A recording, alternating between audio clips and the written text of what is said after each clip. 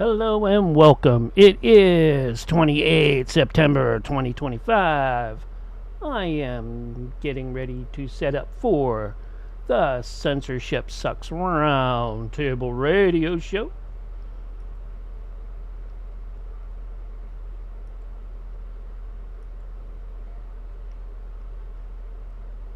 Trying to get all the platforms up and rolling. It's taken me a minute, maybe two. But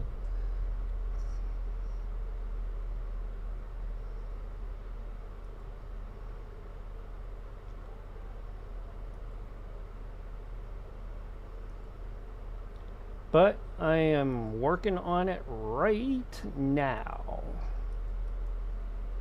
Hope everybody had a great weekend. And I am all juiced up and ready to go.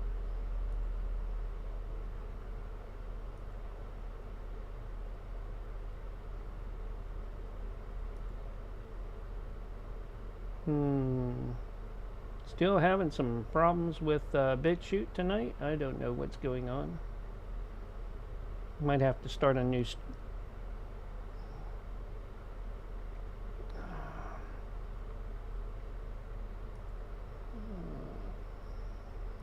yeah, well, let me see if everywhere else is going, and then I'll get back to that.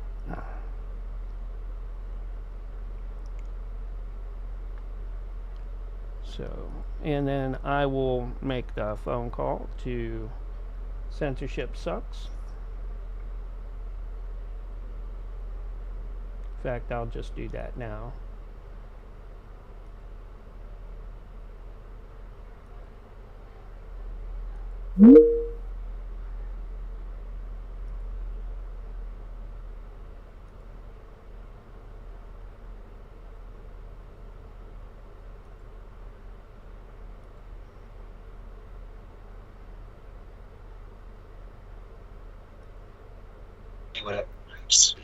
Hey, John. How's it going? How's it going? I just asked you that. I'm going pretty good. Right. I'm having a hard time with one of the platforms, BitChute, right now, but I'll take and get that up and rolling during the pre-show. Who all do you have? Doc coming in? Yeah. Okay. So do you want Nancy? Yeah. I mean, unless he's no, I think we're okay. Because Nancy said she could come in if you want. She thought maybe that you were upset with her, and I said, well. Oh no, not at all. Yeah. No, not at all. Well then, I thought maybe the opposite. I'm gonna bring her in just so that you can, because she thinks that you're upset with her, right? So. Oh no. And then if you need her, she'll hang out. If not, well, she'll probably go then. All right. Yeah, Doc is good. Okay. So you don't want to talk to her then? No, it's fine. You bring her in. Okay, I'll bring her in. All right. Yeah, let me. Meeting.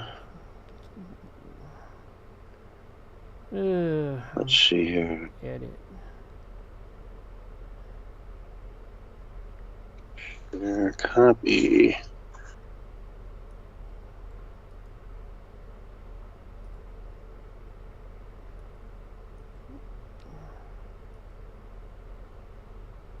Let me jumble all this stuff around here. Take the opening banner down, put us on standby till we get everybody here, and I can get that other part up and running.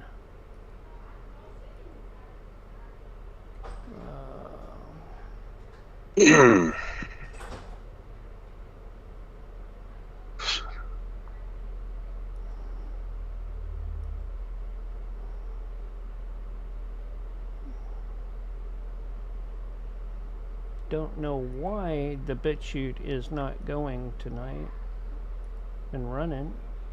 I'm checking it. No, it keeps bouncing. God, I have. Oh man.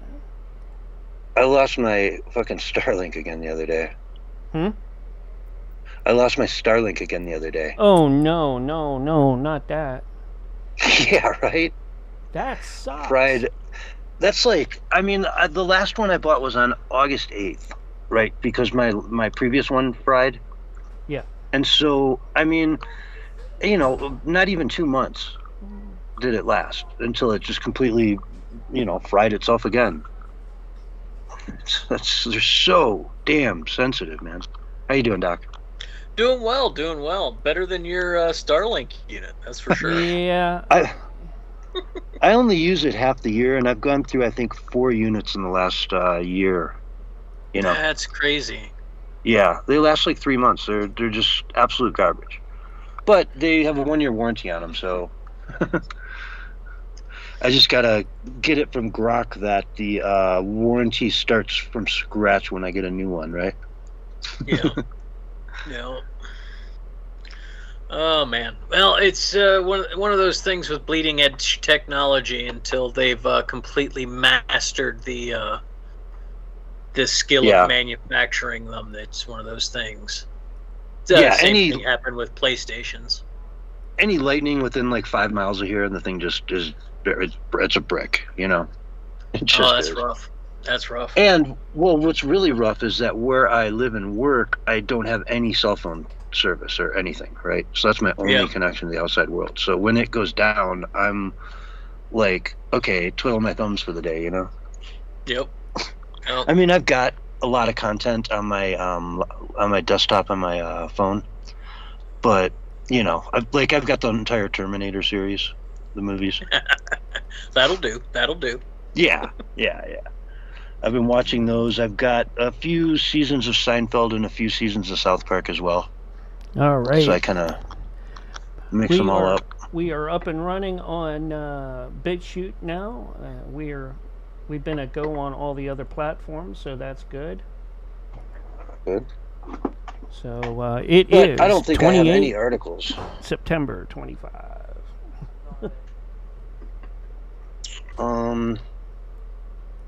Yeah, I don't know how many articles I actually have because I haven't been able to read the news for the last 4 days. Oh yeah, for sure. That will interrupt the.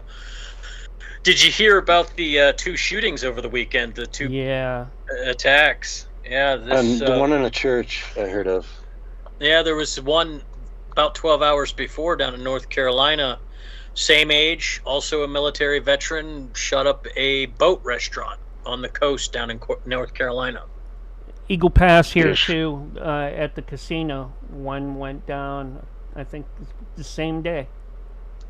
Yeah, it's crazy. Yeah, it is. Yeah, the wind of chaos is being spun up. That is for sure. Mm-hmm. So let's see. I'm just gonna have to do my best with whatever. I've got some stuff here like Breitbart. Just pull up ads. You know what I mean? Like scroll down, pull up an article, and be like, okay, let's talk about this next. Let's see. I'm just taking a look at Zero Hedge, see if there's anything that catches my eye.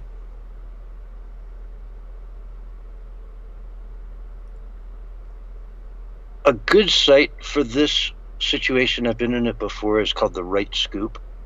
Yeah. Right Scoop is pretty good, yeah. Because they only post like a few articles a day about the biggest, most important articles. And they kind of skip all the other mundane shit.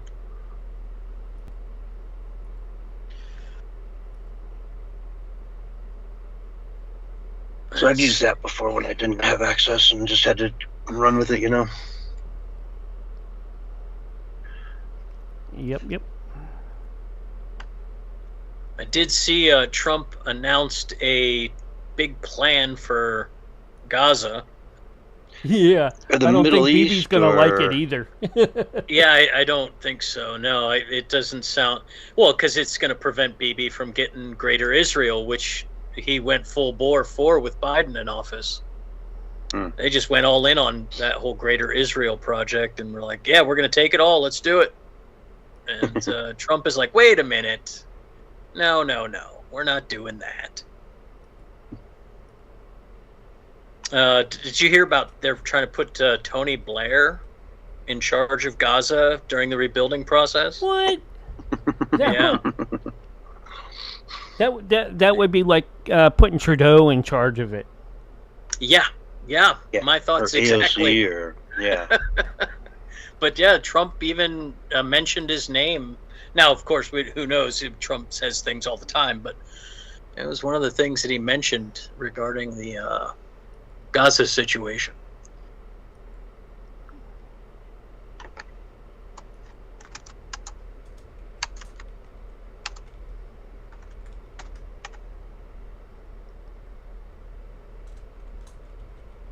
Yeah, it's from The Guardian. You want me to send you that article? You can run point on it, buddy. Okay. Yeah, I'll throw you the lead on some of the stories and stuff. Okay. This one is kind of went under the radar with all the crazy happening locally, so I figured it wouldn't be a bad one to mention. Yeah, I'm hoping I'll have the new Starlink by Wednesday. but Fingers crossed. well, it's leaving out of Phoenix, which is good because I'm just in I'm like 3 hours north of there. Yeah. They're gonna say, why don't you just come pick it up? Many such cases. And it said it's scheduled for overnight delivery, so they just got to put it on a truck, right? You would think. All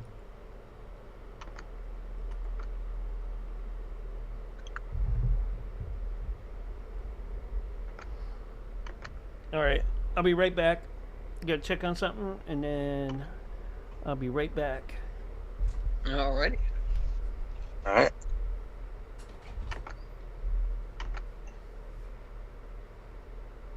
See how long this cycle is.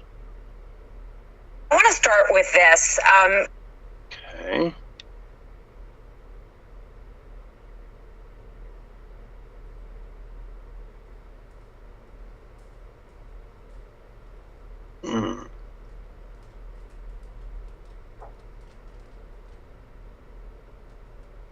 Let's see here. Actually, I'm going to play this since we have dead air anyway. I just want to hear what he says. President Trump has said that the indictment of James Comey is justice, not revenge. There is pushback to that, of course, among Democrats, including Senator Tim Kaine, who is calling it a complete political hatchet job.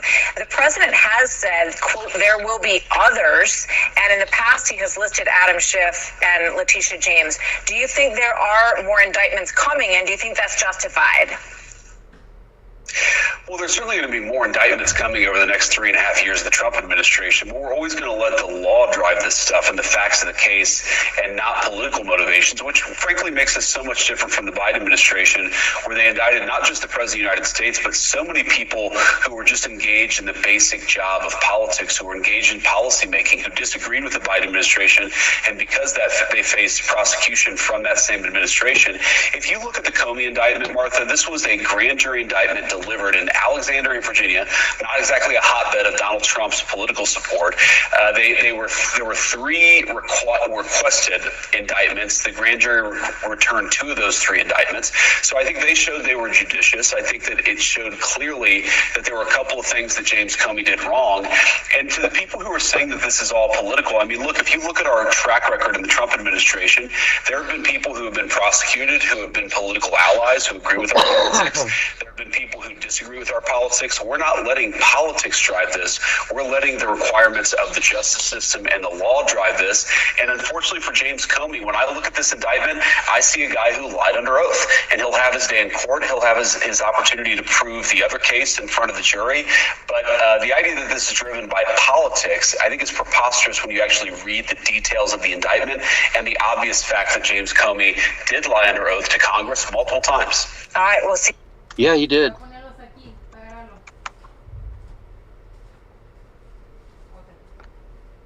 So what? Matt, what? Who? Oh man, yeah. No, I think the feeling in my neck of the woods is that the the government is overreaching its bounds, but I don't think they are. It's pretty interesting. There's going to be a big riot tonight in Portland, I'm pretty sure. Oh, yeah? Yeah. The Antifa thugs called for direct action tonight, the day after they found out Trump was sending more federal troops out here.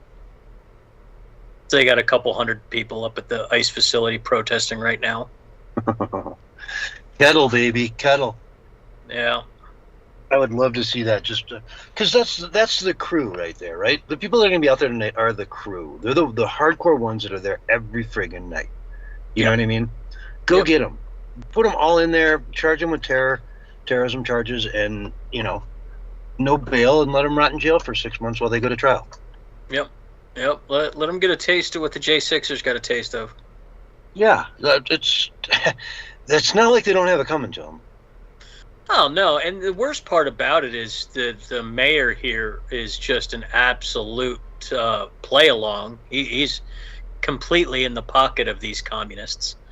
He got elected because Antifa, they ran a candidate against him in the primary, plus they intimidated the only other candidate that had a chance into basically running a campaign from his garage, and that ruined his campaign. He couldn't get out there and see people because they were tracking him everywhere he went, and they got this guy into office because they know they can just bend him to his will. He's told the police to stand down and not help. And they got two Democratic Socialist members, the DSA party, on the Portland the governing board. So they're thick as thieves with Antifa. Antifa keeps them in power. Yeah.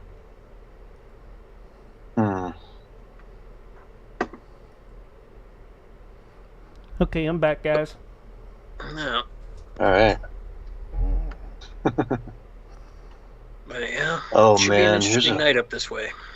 Here's a funny story. Car rolls into lake after Massachusetts Karen forgets to put the car in park when she gets out to heckle ICE agents. I saw that on the internet. Yeah, I saw that one on funny, X. dude. That is That's good so stuff. There's funny. video of it too. Yeah, oh man, I gotta see this, honestly. That is just funny, dude. You literally, like, you're sitting there screaming at ICE while your car is just slowly rolling into the lake behind you. Yep.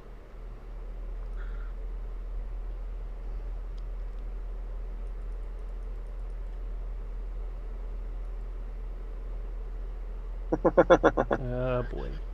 What can I say? They're just Oh, well, I mean, if you're gonna act out of pure rage like that, your all sense turns off, and you're bound to have terrible things, dumb things happen to you when you turn your brain off like that.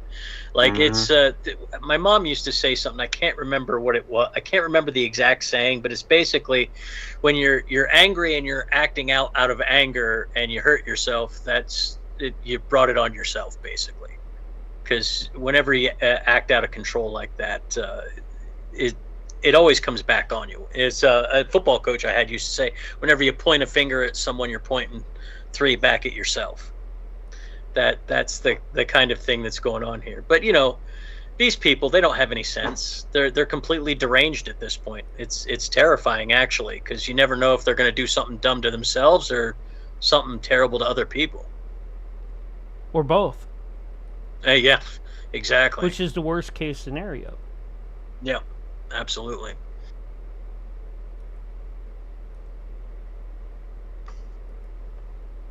So I expect some dumb behavior tonight up in Portland for sure. Mm. And will the National Guard step in? I hope so. They've been arresting people every night. The guys that have been there, they've been arresting people every time they break a law. So That's good. But the people up there at that end of Portland are just, the people that live in the building beside the ICE building are just absolutely sick and tired of it. They've been begging the city for help for 2 months now, and the city refuses to do anything. Local judge even, one lady sued the city, and the judge even threw the case out, didn't even hear it.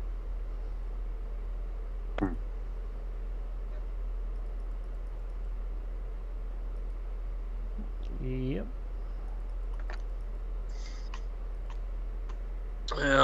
It's going to be like that. Apparently, it was pretty rough in Illinois yesterday as well at the ICE Center. Some confrontations with the police and the protesters. Hey, it's just... What was that? Somebody got was, their notifications on? No, I don't. I didn't even hear it. I did. I heard a bleep. I know I Not don't me. have anything open that will cause that.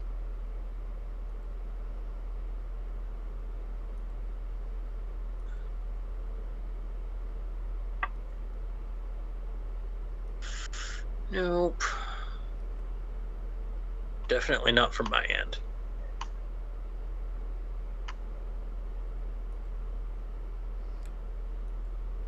So quiet and somber tonight. What's up? Well, I'm reading. That's Yeah, as am I. I'm just trying to get caught up on everything. So I know what the hell to talk about. It's been a wild week. There's been a bunch of stuff going on. Yeah. It's been very hectic. There's been several indictments. There's been several terrorist attacks. There's been the announcement of the FBI agents at J6.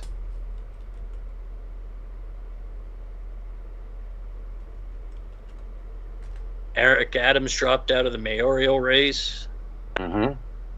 Saw that. So New York City's definitely getting a communist mayor. Well, I think he's actually dropping out because it's only taking votes away from him. You know what I mean? Like, he's not going to win. Yeah, of course. And everyone can coalesce around someone else that other person might win. And it looks like Cuomo, right? Yeah, I don't think they're going to vote for Cuomo. I don't think they're going to. Yeah, I think they're going to vote for the communist. I think anybody who would have voted against, like any significant amount of people that would have voted against him are probably out of the city at this point. Part of the reason why New Jersey might turn red. Well, he would be the lesser of the two evils in the Democratic Party right now, right? I mean, at this point, you got Cuomo who murdered grandmothers, or you got a communist who's going to murder future grandmothers. So yeah. There you go. Great. You know, leave it to New York. You know. Yeah, I love those guys. Love them. Yeah. Yeah. That's the word I use. Sure. Love it. Yeah, I love it. And like in Chicago, they wanted forever to put a transaction tax on all the commodity trading. You know what I mean? So that, like, you pay 0.01% or whatever of whatever the value of the contract is. But a lot of people are only putting up that much margin to trade. You know what I mean? So it's like, it would kill the markets. And the Board of Trade was like, dude, we'll leave. Or the Mercantile Exchange we're out of here. We'll, go to Florida or wherever. We don't even care. We'll go to North Dakota. Well, I think that's why BlackRock is building their own trading center. They're building their own exchange down in Austin. Interesting. Well, yeah, it makes sense for them. They have $26 trillion in assets. They could just trade amongst themselves and save so much money if they had their own exchange. Well, and they're going to tokenize too. They're going to put it all on blockchain. Interesting stuff going on with. I don't like BlackRock, but they've dove headfirst into the blockchain stuff. Yeah, no one likes BlackRock.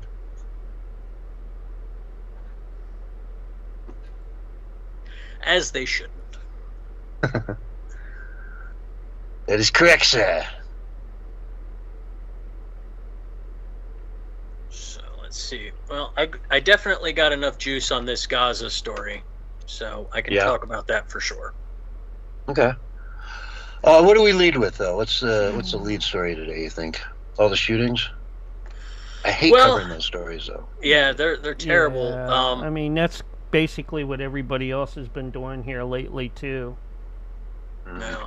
We could start with the FBI story in January 6th. With the agents on the ground? Yeah. Okay. And again, I'm going to throw you the lead on a lot of the stories tonight, if that's cool with you. Oh, that's fine. That's fine. Just like, you kind of be the lead host tonight. Well, I will do what I can, sir. Okay. Ta-da! That was me plugging in my power. So if you heard a notification there, that was me plugging my power in. No, didn't hear it that time. Okay. Yeah, I just looked up at my tablet and it was 31%. I was like, oh, you should probably plug that in. Maybe that's what I heard earlier, though. That your phone was low or something. No, it wouldn't have given an alarm at 30%. My phone's at 90. Yeah. Boy, it has been just it like something snapped the other day, and it just like fall came, like it's fall time now, like cold. Yep, we got that about 2 days ago up here. Mm-hmm. Yeah, about 2-3 days ago here too. It just changed everything, and all of a sudden, like I'm running my heater. God, I found I was looking around for like a new space heater. I want to upgrade my space heater, but found those little propane bottles for $5 a can at a store down here. I was like, dude, that's such a good deal. Yeah, it is. They're like they were marked for $20. I'm like, well, what the hell? You guys want $20 for these? So I go to like pick one up, and I realize there's 4 of them all connected. You know what I mean? Yeah. So you buy 4 for $20. I'm like, I will take it. I might even go back and get a couple more of those before I get out of town. The small ones, or the like the 5-gallon container type? No, just the small ones. I use those for other things other than space heaters. Yeah, you know, I have a little torch that I need to use those for. Oh, okay. Yeah, you can solder with them. Yeah. Yep. They come in handy. Although it would be nice if they had a refilling station for them here. They have one in Idaho. For the little ones? You can go and you screw it into this. Yeah. Yeah, you screw it into this thing, and it's right by the propane thing, and you just turn it on, and it fills it right up for you. Yep. It's like a long. It looks like a regular propane screw on top, but it has a really long thing to go inside the. And how much does that cost? It's the same, whatever the cost of the propane is. Oh, so like nothing. Yeah, it's like they charge you a minimum. Something. Yeah, they charge you a minimum. I think like $1 something, but it's been a long time since I lived there. But there was a filling station. A lot of gas stations back in Pennsylvania, where I'm from, had filling stations like that attached. It was kind of cool because instead of having to go all the way to Walmart, or some place to swap out your gas grill deal, you could just you could just take it over there and fill it and pay them at the gas station, and boom, go right back to your house and keep grilling. Yeah. I've got a 10-gallon thing of propane on my rig. That the problem is my electric heater doesn't my gas heater in the rig doesn't fire up. It won't. The ignition isn't working. Oh, maybe you need a new orifice or something like that for it. I don't know, but it's hard to get people to work on it. Really? Yeah, they want an arm and a leg, and it's like I could replace the whole thing for like $100 and some, and then it'd be another $200 in labor to do it. Like it's just That is the one nice thing about having a son who does mechanic work. We can do a lot of stuff at home. Yeah, exactly. Did a lot of work on my rig this summer, though, my engine. I feel good about that.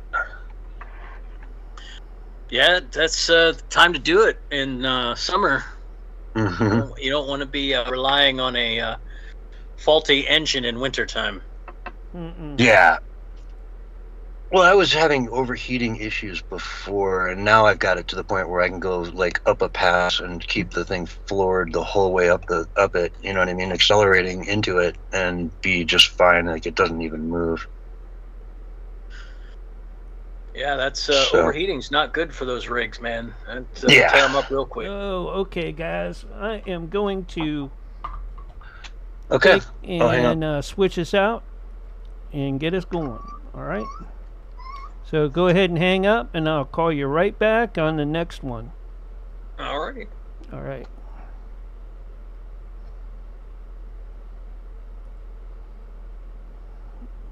All right. End this meeting. End and start the next one.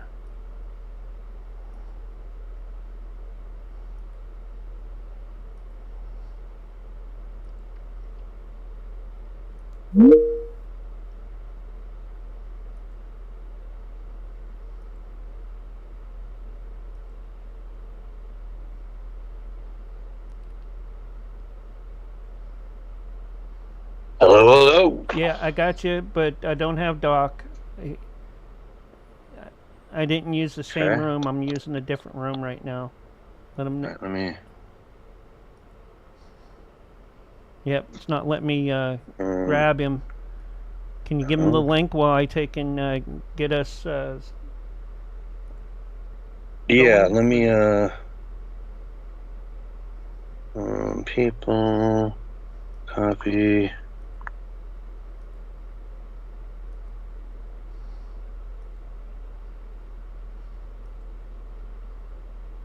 Keep bouncing them out.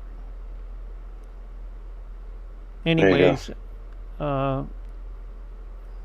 He's got it. All right. There we go, guys. Sorry. I clicked on it and it didn't show it, the one that's on my list. I don't know what's going on.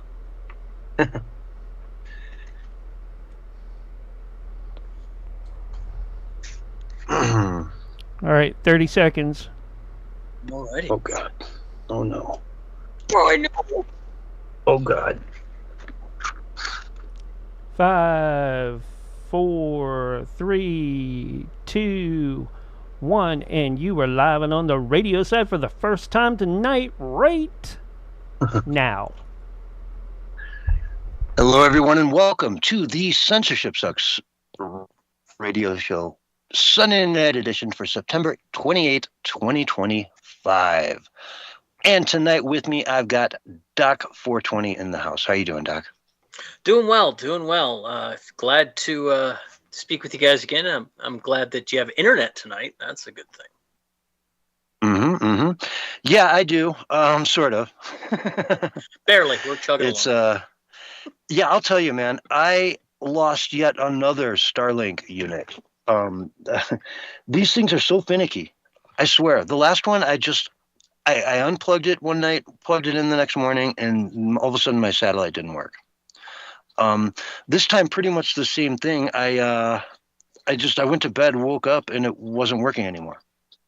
And I couldn't tell you anything. It's just crazy. They brick. I've had this unit at Starlink Mini for like 7 weeks, and it's already failed.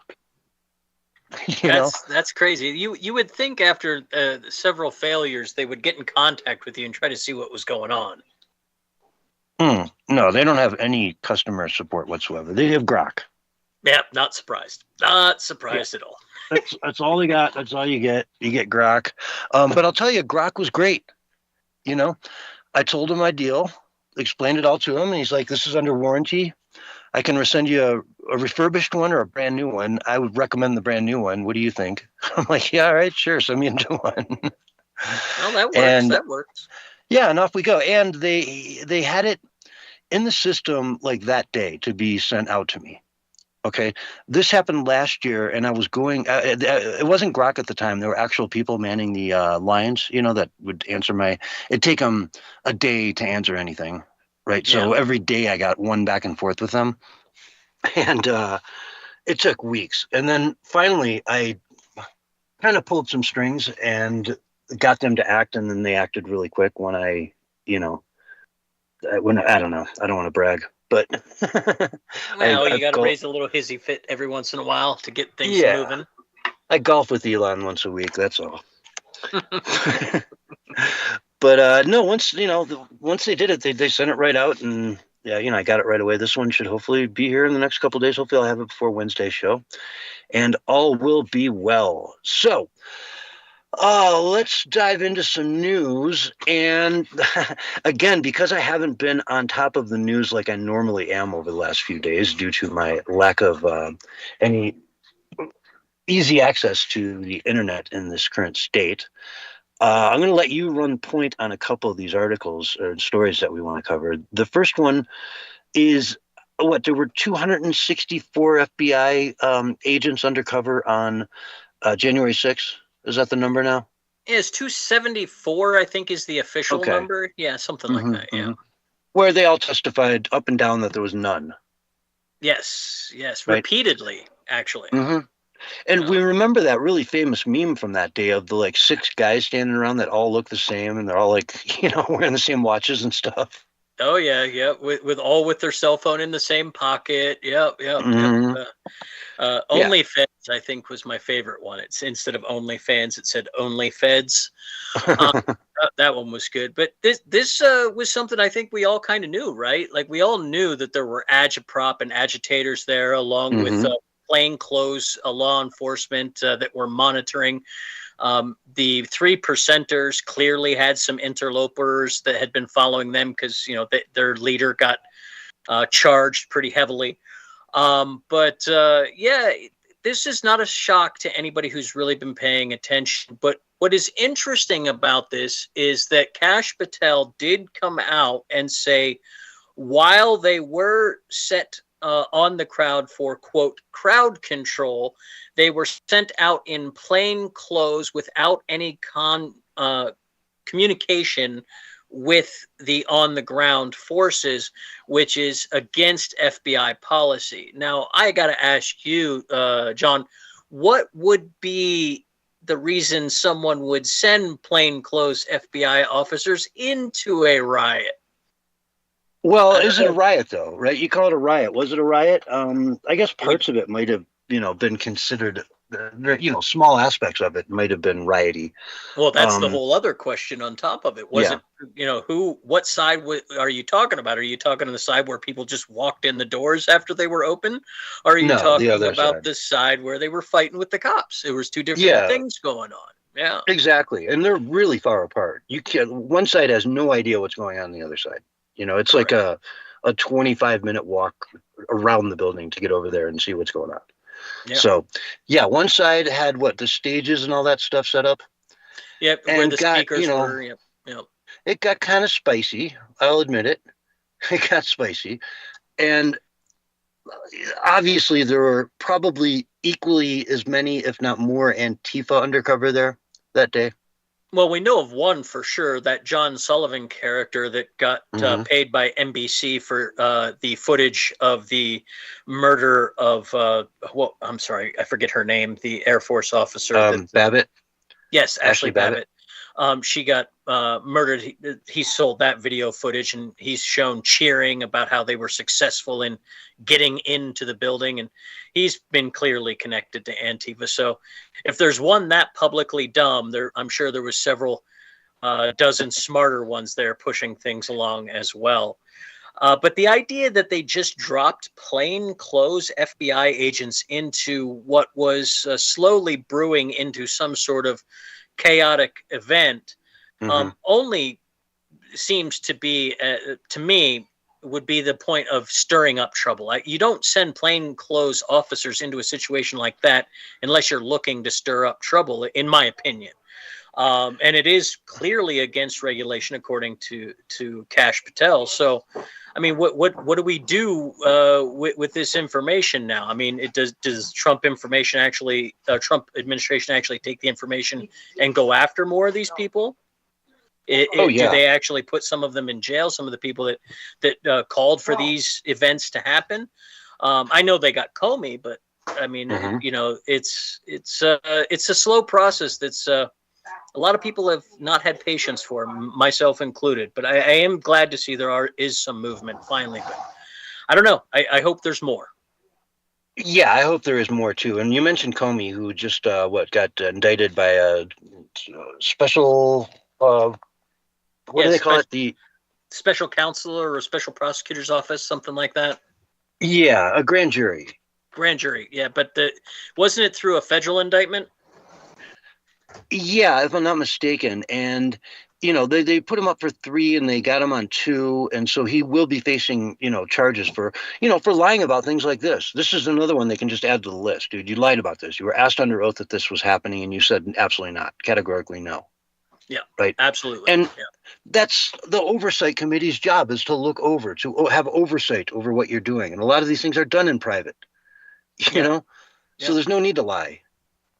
Well, and it's one of the craziest things about the way Comey lied is he lied in a smug way that was obvious. People could see that he was lying. He's such a smug, disrespectful person in general that he can't even hide his glee in lying to the public. So he's an easy target.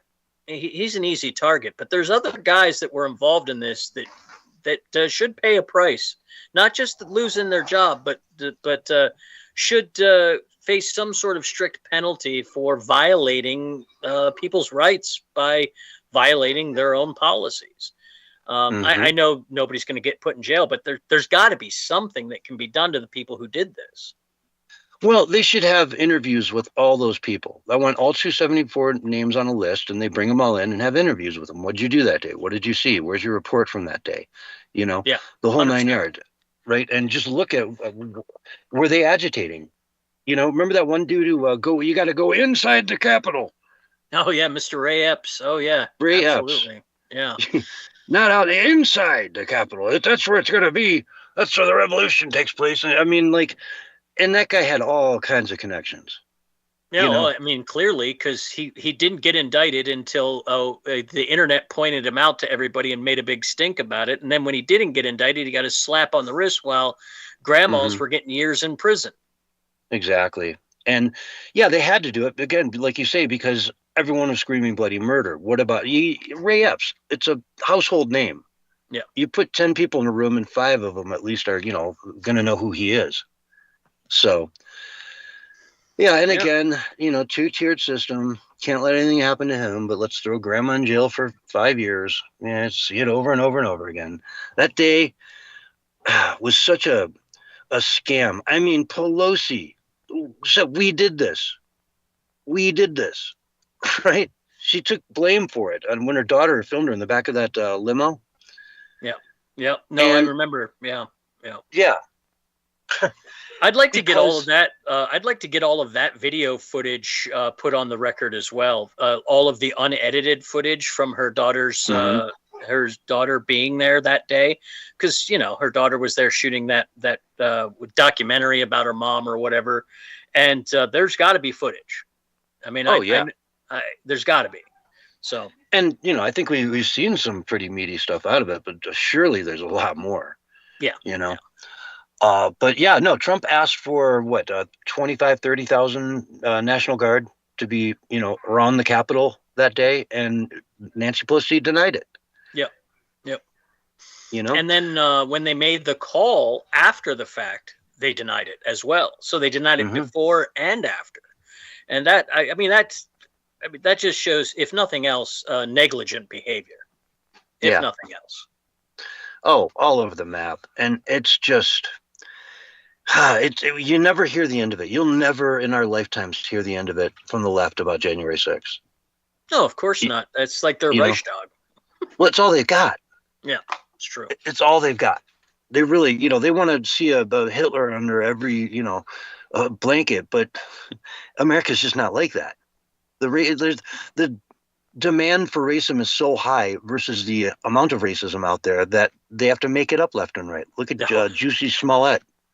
Yeah, there was just a guy not even 3 days ago who was caught on camera writing swastikas. Some black Democratic, leader guy, community leader, doing swastikas on the sidewalk outside of a Jewish building. I mean, for what reason? Like, it's just, you're not going to convince people at this point. There's been so many fakes at this point. The people who are awake see right through the lies at this point. Yeah. Thank God. And it's why America's healing. It's why we're kind of on the right path at this point with, Trump in office. Because in the last election, man, people saw how fake it was. How, at every single turn, he's a threat to democracy, a threat to our very foundation, a threat to America. And yet here we are. Everything's doing great. Some people will say, oh, he's taking away people's rights left and right, and yada, yada, yada. Well, what has he done to take anyone's rights away? If you want to talk about the Supreme Court, yeah, they made, abortion a state issue, but that wasn't Trump. That was the Supreme Court that did that. Well, and that's what I really noticed Trump is doing domestically that I like is he's trying to turn the country back to an earlier type of decentralized or federalism. He's trying to give the states back some of their power so that it can be taken away from the federal Democrats. And I think that's a huge shift in the right direction. But something like this FBI thing, what ends up happening is you get these bifurcations actually through the entire society.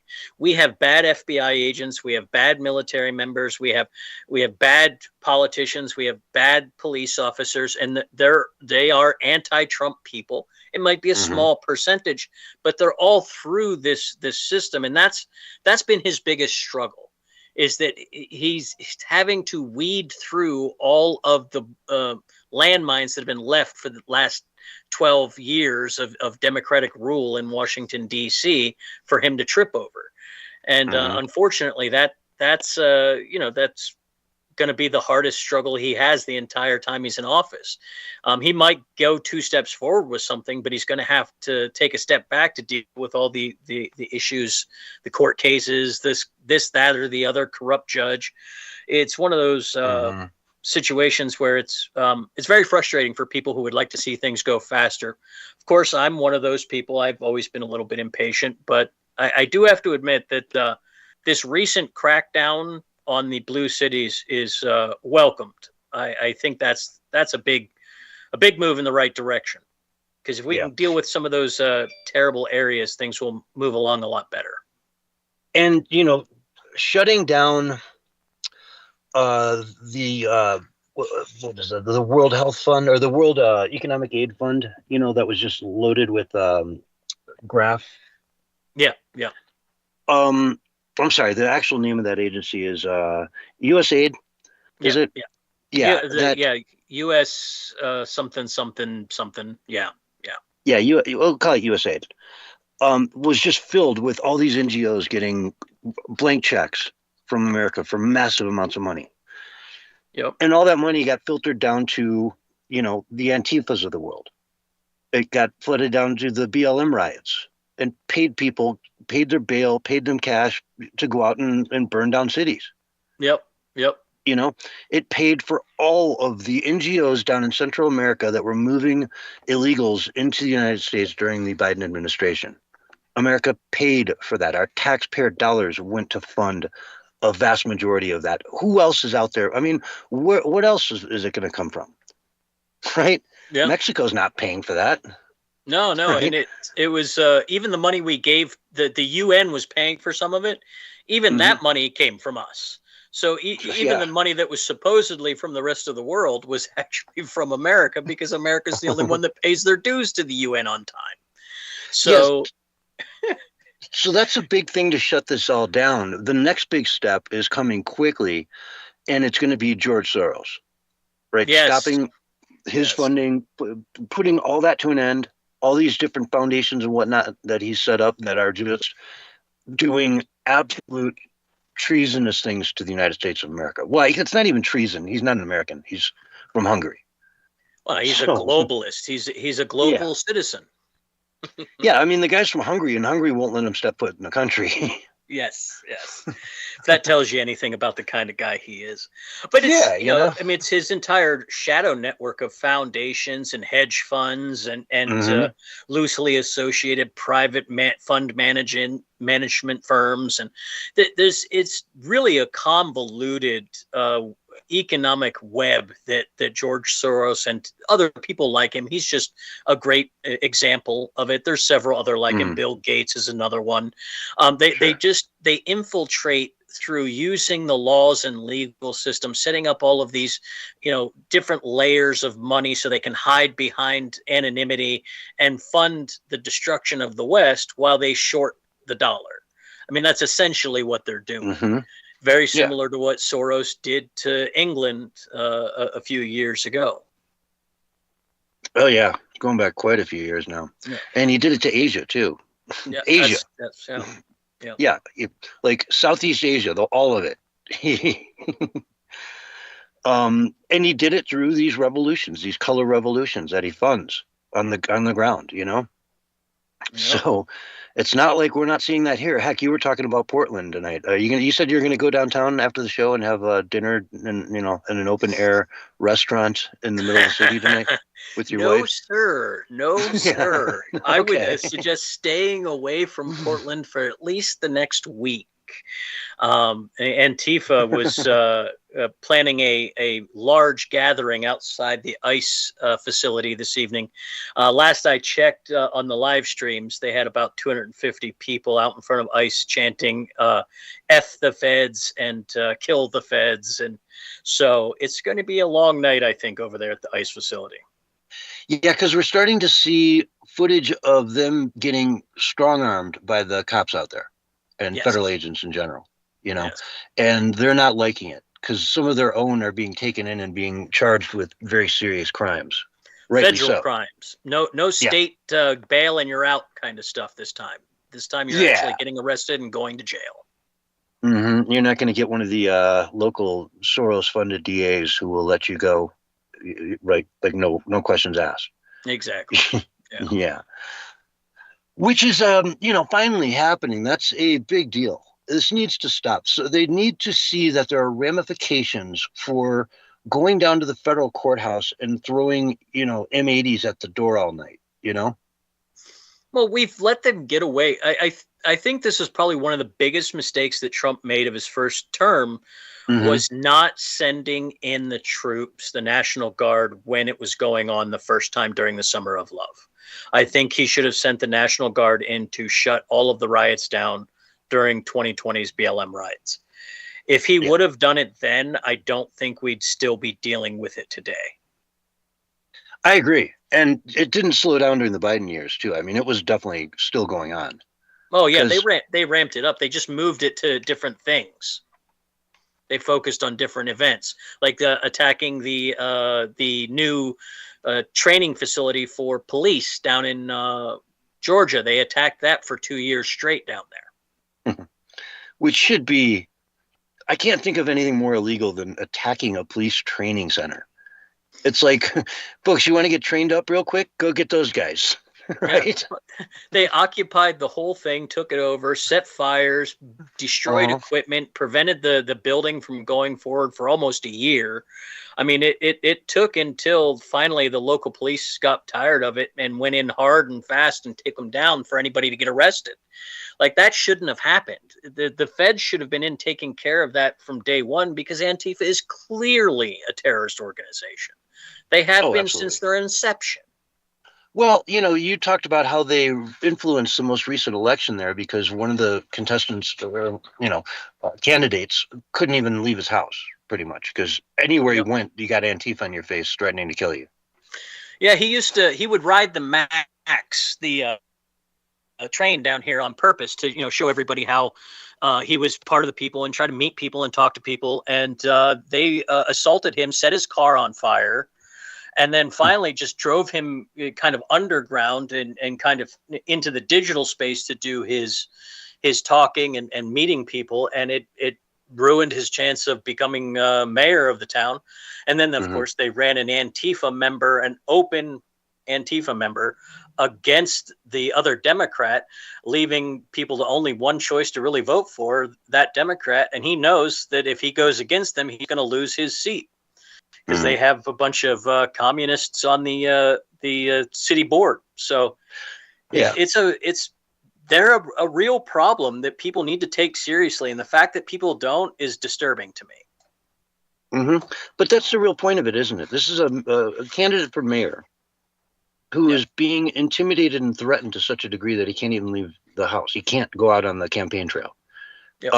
That is terrorism. He was terrorized, and it was for politics. I mean, Exactly. It's the textbook definition. So yeah, go get him. Yep. And that's I understand why people are upset that Trump has to call in the military to do this. I get it.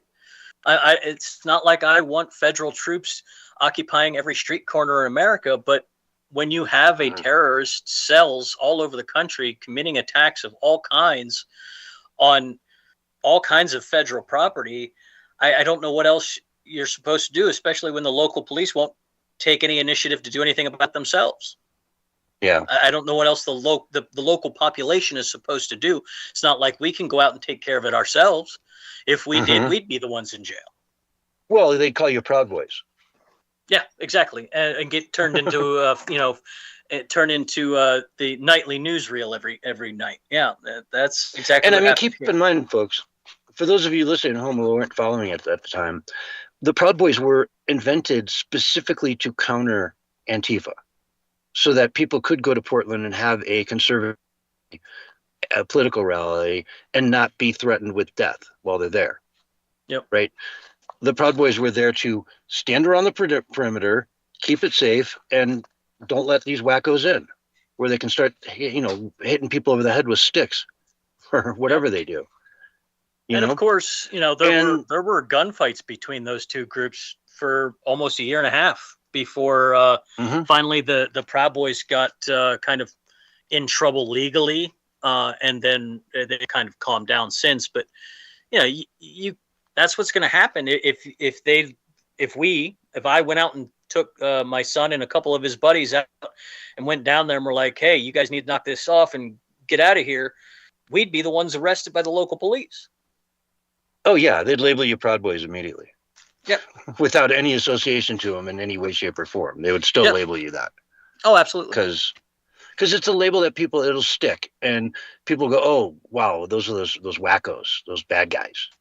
Yep. When again, so much in the media, folks, is the exact opposite of what they tell you. Especially your local media. If you don't have good local media, like we don't here in Oregon, the local media is terrible here. If you don't have good local media covering this stuff, you're not getting the real information. Yeah. Oh, I imagine you're got to be god awful. The local stuff there, and yeah, it's pretty bad. You have to rely on street reporters. You have to. Mm-hmm. Yeah. So they're sending in, breaking news here. Hexas sends National Guard to Portland. So, like you say, tonight might be a very big night out there. Seems to be. At least that's the way it's playing out. Mm-hmm. So we'll keep an eye on that through the show, folks. If you get any breaking news there, let us know. But I don't know. I guess we can talk about the New York City mayor has just dropped out. Adams dropped out of the race. Mayor of New York City, and I imagine he's probably going to put his weight behind Cuomo, right? He's not going to do it with Silva, and he's not going to do it with Mamdani. I think he's dropping out because he doesn't want the communist Mamdani to win, Mad Manny. Yeah, as we like to call him around here, the Madman. Silva. This helps Cuomo a lot, but will it be enough to beat Mad Manny? I don't know. That's the question. I just don't know. It's like we talked about before during the pre-show. You got a grandma killer versus the future grandma killer. I mean, that's kind of a tough choice for people. I could see a lot of people not going out to vote and leaving the radicals to put Mamdani in. That's kind of how I see it going. It's amazing how few people vote in New York. I remember hearing somebody who was like running against AOC or someone, and he's like, look, if all the Republicans came out and voted, if every single one came out and voted, I would win this in a landslide. Yeah. He's like, you guys just don't vote because it's worth it. It's not worth your time. Yep. Same thing happens here in Oregon. We had 100,000 registered Republicans not vote in the last governor's election. Mm-hmm. And I think she only won by, I think it was 2%. I think she won by. Yeah. So if everyone came out, they would have been upset. Which, more than likely. Yeah. Which might just be happening in New Jersey. From the polls I'm seeing, it is neck and neck right now. Yeah. I would imagine a lot of the conservatives that couldn't afford to flee to like Florida or leave their job in the city probably moved to Jersey. Yeah, and a lot of Jersey left, and a lot of them, can't leave because they've, they got work, they've got their cars, they got the kids, they got everything, and it's like, no, we're not going to go to Florida. Just stop it. We'll, figure something out. Yeah. There's a lot of those, and then there's a lot of people that, again, are going to see this Mamdani guy winning New York City and just be like, whoa, we got to vote. We got to start voting, man. And that's the thing, man. If they get 100% turnout for Republicans who are just pissed off and say, screw it, we're done with this, they win in a landslide. Yeah. Well, it's one of the biggest tricks that the federal voting system played on Americans is convincing us that federal elections matter more than local elections. And so local elections have, my entire life, dwindled down to where barely anyone votes in local elections. And the only time people vote is every 4 years when there's a presidential election. And that has led to terrible results all over the country. Yeah. Look at these school boards, man. Yeah. They're horrible. Atrocious. Yeah. Yeah. I mean, I saw it went so far as there was a school in Tennessee where the kids, after Charlie Kirk was assassinated, they decided to wear, red ties with button-down, shirts the next day and jackets. And the principal said, if anyone comes to your class with the jacket and tie, send them to the principal's office. And she made them all take it off. She, take it off or you're getting suspended, you go home right now kind of thing. And so they were forced to take it off. This was a Christian or a Catholic school.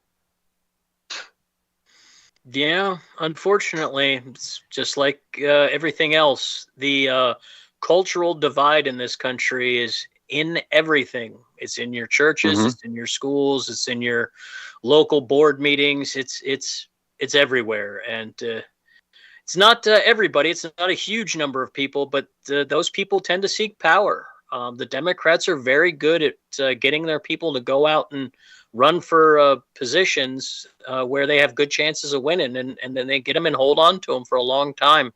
School boards are one of those places. Yeah, and you can do all kinds of stuff. You can introduce all kinds of different, crazy different policies to your district if you're on that board. Yeah, and effectively the same impact as laws. And they, you don't have to get anybody's approval. You can just 5 of you sitting in a room can decide whatever you want for an entire school district. Yeah, and man, we've seen all the all the school board meetings over the last few years. It's just been insanity, from the lockdowns to the pornographic books that are, shoving gay things down our kids' throats, no pun intended. To having the Christians arrested, It just goes on and on and on. Kids are being, disciplined for complaining that there's a dude in the girls' locker room, sitting there staring at everyone, right? Just it goes on and on. Well, and that's, if you don't pay attention to what's going on at your local level, if you're distracted by television and your favorite podcasts, and you're not really paying attention to what's going on in your local community at the leadership level, you get this kind of thing. It's there's many red states that are coming to a stark realization that hardcore leftists run most of their schools. And it's been a shock to some. I'm glad it's coming out, though, because that's the one bright side of the COVID thing. They absolutely exposed themselves with all of that homeschooling stuff. Yeah, it was funny. Like all those different times a parent would just be kind of in the room listening over their shoulder going, what are they saying? Wait, Exactly. What did I just hear? Many such cases. In fact, it led to the greatest reduction of school children in the school system, people pulling their kids out to homeschool in like 20 years, 25 years, something like that. It's a huge drop. Last number I checked was like 5 million students have been removed from schools. Well, it makes sense. I mean, all of a sudden, I always said there should be a camera in every room, right? It doesn't have to show the kids, but it should just show the teacher and what they're teaching. Right? Yeah, well, look at what it did for policing. You know, all the lefties wanted body cameras on police and to show all the police abuse, and turns out what it showed is police deal with some of the craziest stuff you've ever seen in your life for no reason whatsoever sometimes. And I think you would get the same thing in schools. People will be like, oh, you're going to invade the privacy and all this. But what you would probably find is that like a third of your teachers are radical leftists, and probably half of that third are sexual perverts that shouldn't be teaching children. Mm-hmm. Yeah, and they're open about it in this class, right? Like, yeah, exactly. When we grew up, it was, Mrs. Smith, right, or Mr. Daniels, and that's all you knew about him. I mean, if it was Mrs., you knew she was married. If it was Miss Smith, you knew she was single. But that's it. You might see a picture of some kids on the desk, maybe. But that on the school desk, not even a lot of that, really. On their desk, facing them. Occasionally, I had teachers that had family pictures on their desk, something like that. But that would be it. Yeah. If they were openly gay or whatever, they'd never bring it up.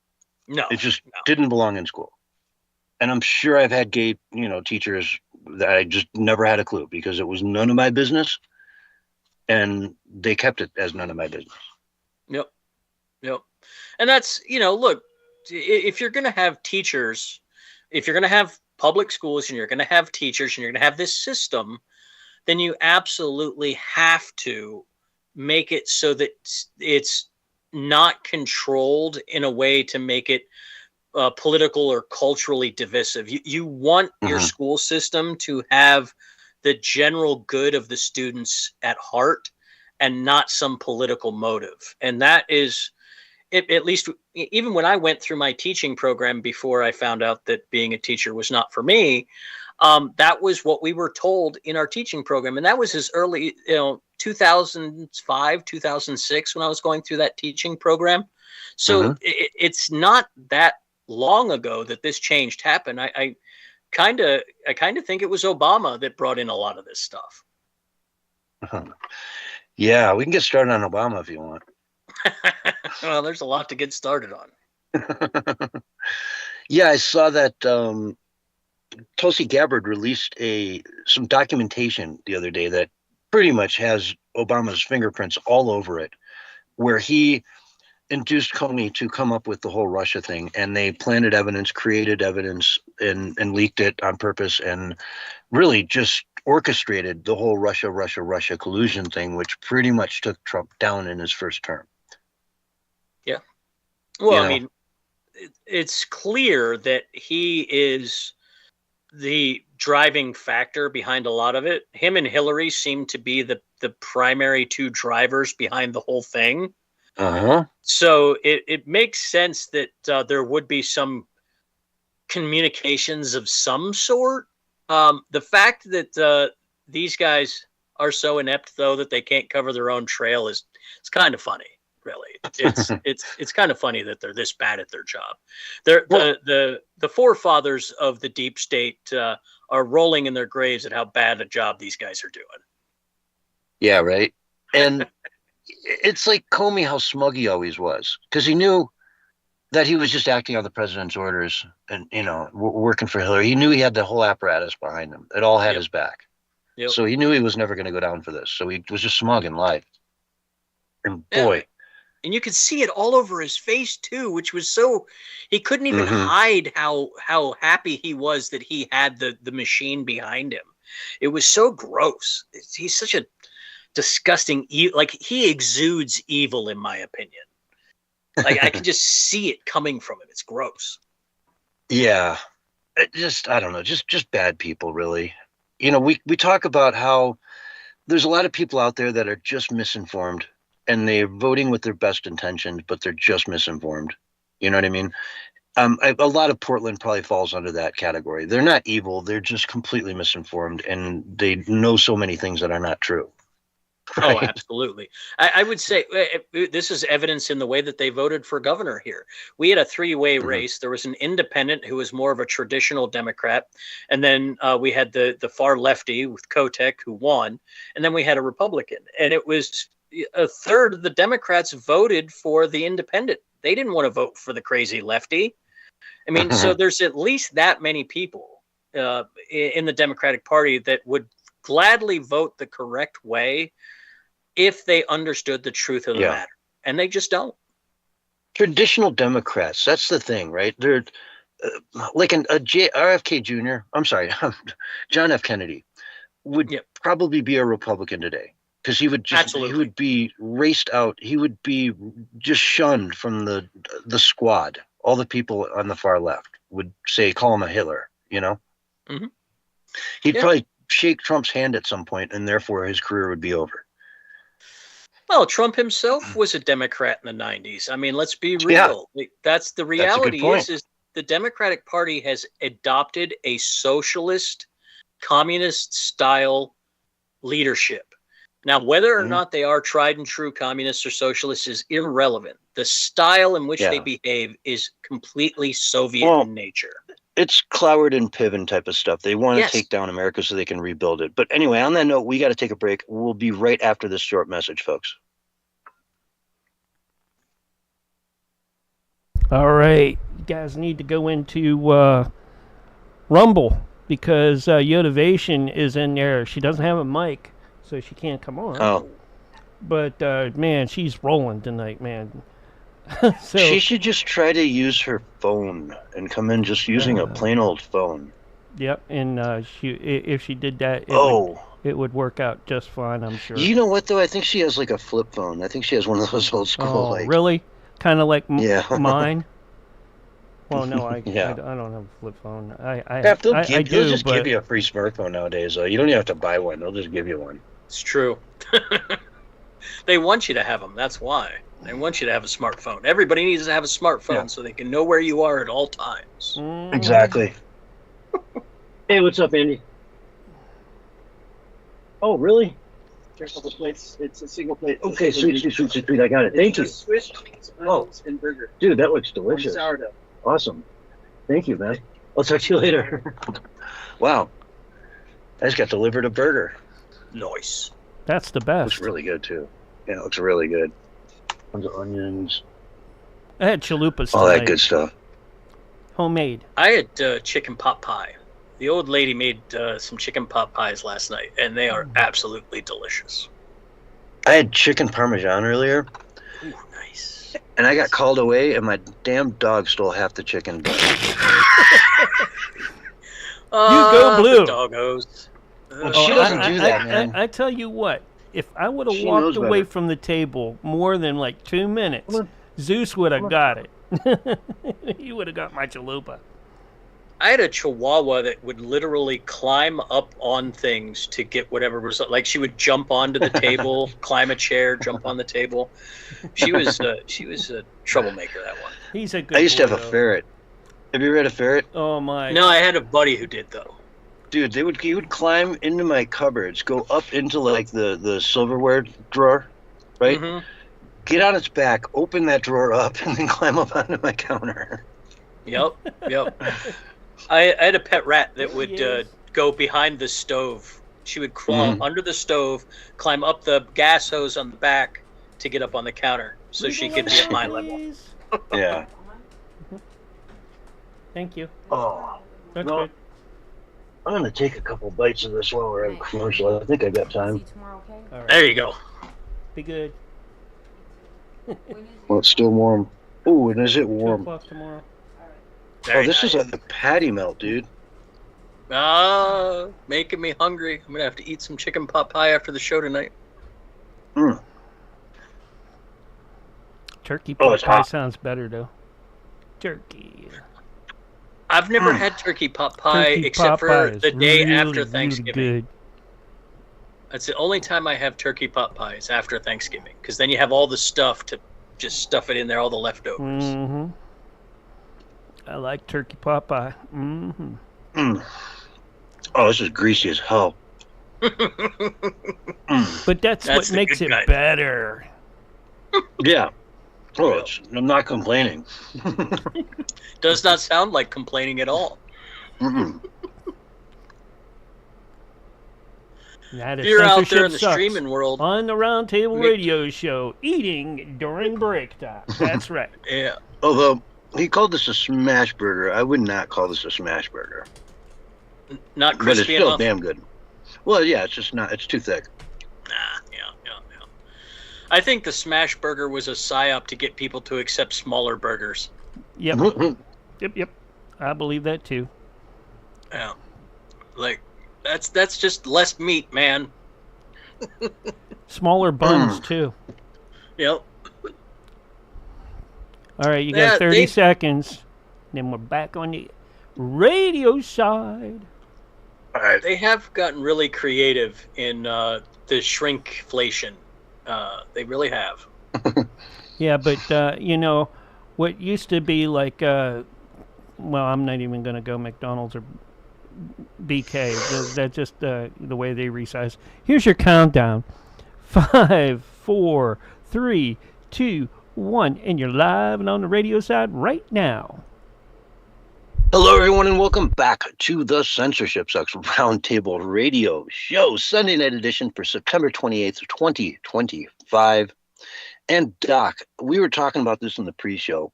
I always like to cover some of the kind of humorous stories that occurred over the week in this segment. There was a woman in Massachusetts who stopped her car to get out and yell at some ICE agents to scream bloody murder at these people for arresting someone. But she didn't put her car in park. And you saw that, right? So what happened to the car? I believe it went for a swim. It rolled right into the lake. Correct. Yeah. And so she gets out, she turns her back to the car, starts yelling at these people, and in the background, her car is just slowly going into the lake. I mean, if you're one of the ICE agents on duty at that moment and you witness this, I think you'd be laughing about this probably for the rest of your life. It's one of those moments that you think about for the rest of your life, for certain. Yeah. It's just... Remember that Karen that got out and yelled at us and lost her car? That's, you know what? That's what they Yeah, deserve. it was so great we didn't even point to show that the car was going in the lake. Ha ha! Yeah, just sat there and watched it. Didn't say nothing to her. Just boop, boop, boop. Yeah. Right Oh, into sorry, ma'am. Our bad. Yes, ma'am.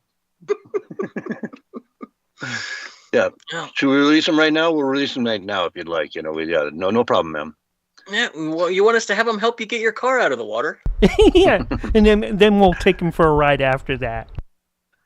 Yeah. Now, on a note, I guess a point of order on this is that it didn't look like it was sunk that deep.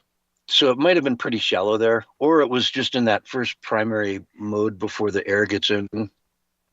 It starts sinking down. You know? Right before the air bubbles come out of the window and it slowly sinks. Exactly. And it starts really going down, and all of a sudden it's just a bunch of bubbles coming up. Yeah. You know, I don't feel sorry for those people. Like if your day is so if you have so little to do in your day that you have time to pull over and harass people while they're doing the job of cleaning up our country, I'm sorry, you deserve whatever silly nonsense happens to you. Like the candidate in Chicago that got tossed in her bum for trying to impede ICE agents from leaving the detention center. Like you deserve it at this point. I'm tired of giving you guys grace. You deserve all the bad stuff that comes your way. Yeah, it's karma. It really is. Precisely. They're just doing their job, and it's what I voted for, and it's what a lot of people voted for. And elections have consequences, and Trump won. So off we go. Yep. You know, it kind of just is what it is. And Yeah. and it's illegal. And what they just announced this last week that so far in the Trump administration, 2 million illegals have self-deported or been deported. Yep. 2 million. Yep. Wow. 10th of the way there. Yeah, but I mean, it's a start. Look, I don't think we're going to get rid of all of them. I'm not that naive. I don't think they're all going home. I think eventually we will get a lot of the criminals out, like the hardcore, like gang members, those types. We're going to get a lot of those people out, and we're going to get a lot of the people that came up here just to steal our stuff and could make it just fine back home. Those people are going to leave, but we're going to have people that have been here for 5 or 6 years that have jobs that came in during the first Trump administration or a year before that. And these people are going to stay. They're built into our economy, and Trump knows that he can't have a suffering economy if he wants Republicans to win midterm in 2028. He can't. And so there's going to be some of them that stay, but the idea that ICE is out there looking for them and hunting them down and shipping them out is a great way to suppress more people from coming illegally. And I think that's the biggest thing of this. He's shut down the illegal immigration almost to nothing. Yeah. And I mean, there's countries in Europe right now that are looking at that going, wait, what? You can just do that in a day? Like it takes a week to do that? Like, really? Yep. It just goes to show if they actually wanted to stop it, they could, which means that it's completely on purpose. They're destroying their own countries for the sake of a few points in GDP. Exactly. And Farage is kind of running on, I'm the guy that's going to, ultimately just be the one that shuts all this down in England. Yeah. But he won't. Right? Probably not. No way he would. Yeah, I don't see it happening at all. But that will open the door for somebody that actually will. That's England so far. What I've noticed is they're about 6 years behind us in their transition. Once Brexit happened, they've been about 6 years behind us in this stuff. So they switched over to I think this probably because of their socialist economy, but they switched over rather rapidly. But bringing it back the other direction is going to take a little bit more time there, I think. Yeah. I think you say they're behind us. I see them as kind of being way ahead of us to a degree, too, in some aspects. Well, and yeah, that their free speech I think they went way farther. Worse. Yeah, I think they went farther, which is why they have farther to come back. I think that's really what it is. But the arresting people for the Facebook posts and Twitter posts, and that's just ramped up recently. That's getting crazy. And they have the protests pretty much every day in Epping now over the migrant hotel there. So it looks like things are starting to finally rumble. But you're right. I think he hit the nail on the head with Farage. He sounds good. He talks good, but I don't think he's actually got the stones to do it. And I think the king wants it to continue. That's a good possibility. And they don't really have the power we think they have. Yep. Because, you're all of a sudden your prime minister, the first thing happens, he calls you over and says, all right, this is what we're going to do. Here's your plan. Have at it. Yeah. And if he wants to dissolve the parliament because they're not doing what he wants, he certainly could. That is within his power to do so. Yeah. Or pressure them or, there's a million things the king can do. Right. And he's got the carrot too, right? He's got the stick and he's got the carrot. So, and he is Charles is one of those creepy ones. He's, I believe he's the one who said that if he could die and come back as a virus to wipe out humanity, he would. Believe that, or was that his dad? That might have been his dad. That might have been his dad. But still, that whole family is just very. The Queen was the last one of them, I think, that was really worth anything. She was a halfway decent royal leader, and the rest of that family is just terrible. Yeah. And let's see, last piece of news here before we end the first hour is we're staring down a government shutdown. And I was talking to some people the other day that are out here doing a volunteer project over the next week and change, right? Over the next 10 days, or volunteering in a national monument to, help build trails, clean the place up, do whatever it takes. And as volunteers, if the government shut down, they will be out of a volunteer job. So here's your government at work, folks. Even the volunteers, the people who don't cost anything to be there, have to go. Yeah, the Democrats holding hostage again, are they? For the spending continuation? Yeah. They want health care for illegals. They want the border open. They want all kinds of demands that Trump's never gonna, ever gonna, it's even silly to go ask for these things, but they're demanding them. And so he said, guess what? If the government shuts down, we're just going to start firing people left and right. Perfect. Okay. Great. Yeah. Love it. Let's do it. Yeah. So that's the new plan. I'm with it. Let's do it. Fire them all. Kind of funny, huh? Yeah. I mean, this is the kind of game they play. They do this silly stuff all the time. This is nothing but political gamesmanship. Everybody knows it. They're going to hold out until they can get a little something, and then they'll pass a continuing resolution. But they're gonna make a big stink about it. They're gonna get TV time. They're gonna get donations and to make hay while the sun is shining. Yeah, and I'll tell you, Trump won't shut down all these open air monuments. I guarantee he's not gonna take yellow tape and wrap it around the World War II monument or the Vietnam memorial. Right? He's just not gonna do it. No. Like Obama did.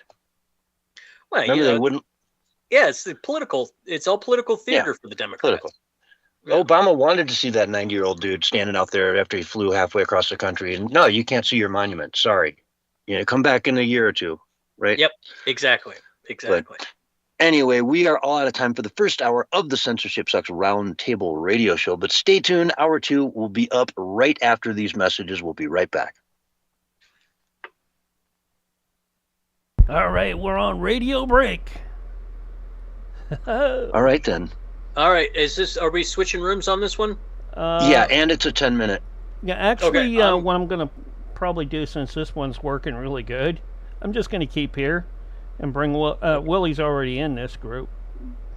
So, and then... all right, so we'll just use this link again, but we all have to hang up for 2 minutes or something, and then we can start it again? Something like that, yeah. Okay. All right, I'm going to hang up and go use the little boys' room. I'll be right back. All right. Okay.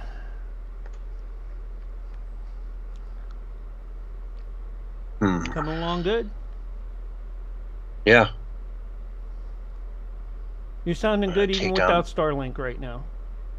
Oh, I'm on Starlink. Oh, you are? I'm just on a different one. Yeah, I'm just on my neighbors. On the neighbors. Yeah. Okay. Okay.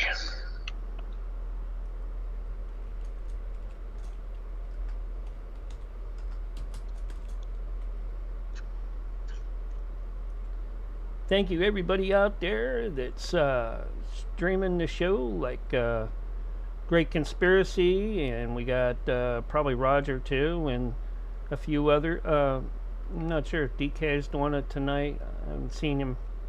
And then usually MC Dirty Work does too when I'm up now. Thanks everybody out there that's tuned in and also restreaming us on your platforms as well. Appreciate all that.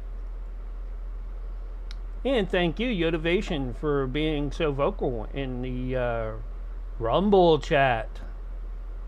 Getting rowdy over there, are you? Yes. What's up, yo? Yotivation, get rowdy in the Rumble chat.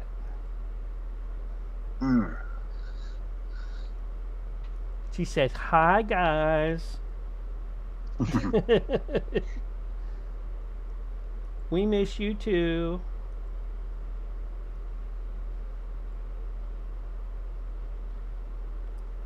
She goes, "Oh, I am vocal. Hey, baby." I'm like, all right.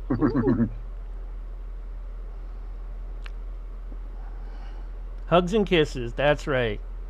Anyways, John, I am going to switch us over. So right, I'll see you over on the other side. All right.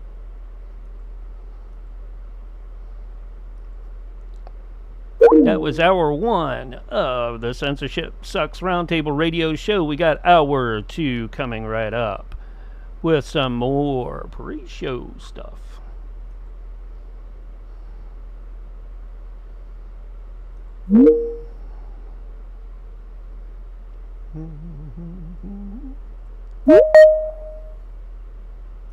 There you are, Doc. And there we are. Where's that Willie? Willie! Oh my God, Willie left. Oh no. I get him.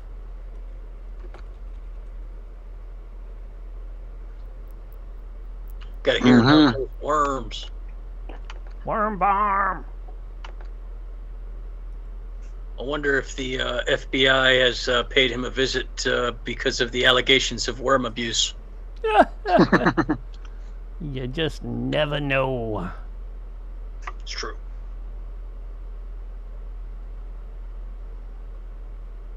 It'd be like the Department of Agriculture or the Yeah, Food and Drug probably. Administration, yeah. FDA, yeah. I would assume it's the FDA. That's who they sent after the the Amish folks up there in Pennsylvania. Raw worm milk. I thought it was cockroach milk. Sure, either one. Come yeah, on, that's Willie. right. Get your shit together, buddy.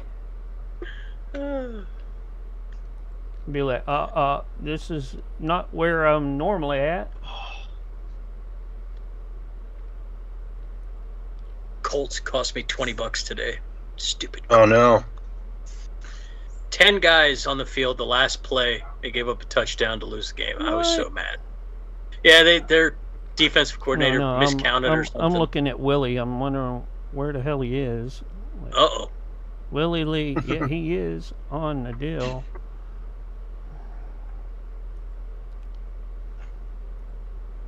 What did CNN called the Democrats the New Orleans Saints of politics?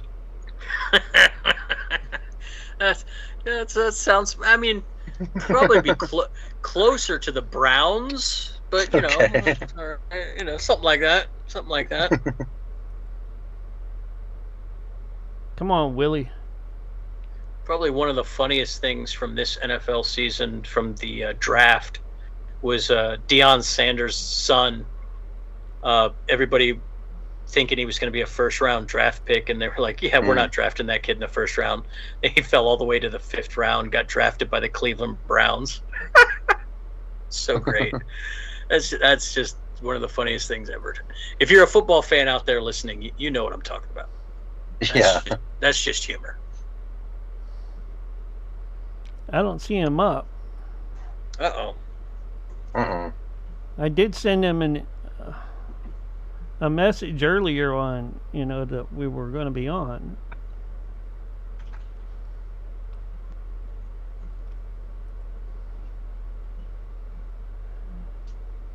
If we again. Let's hang up and I'll try room number 2 and see if he answers there. Huh?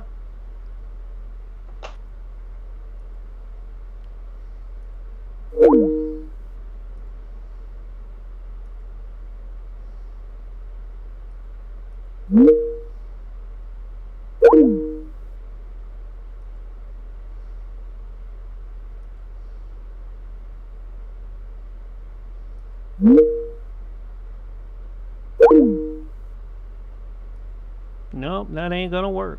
Let me go back to room number 1.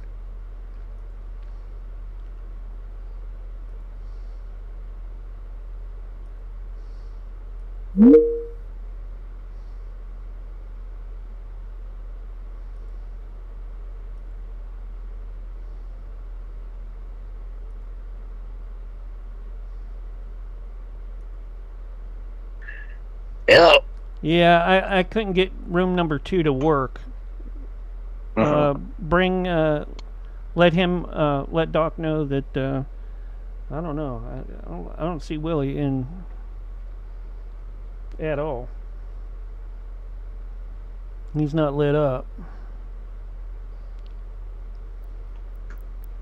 Hey, Doc. Welcome back. Oh, hey. We got There he is. we got about a minute and some change before we get back. Yeah, we might not have a Willie tonight. Wouldn't be the first time. Oh, that does happen occasionally. Yeah. But, He had a Barry moment. Let's see here. the technology can get you sometimes, I'll tell you. Sure Even if can. you use it every day.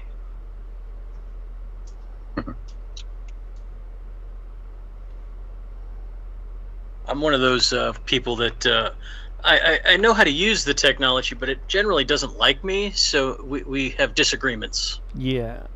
Well, I had that earlier with connecting with a couple places. But we're good. 30 seconds.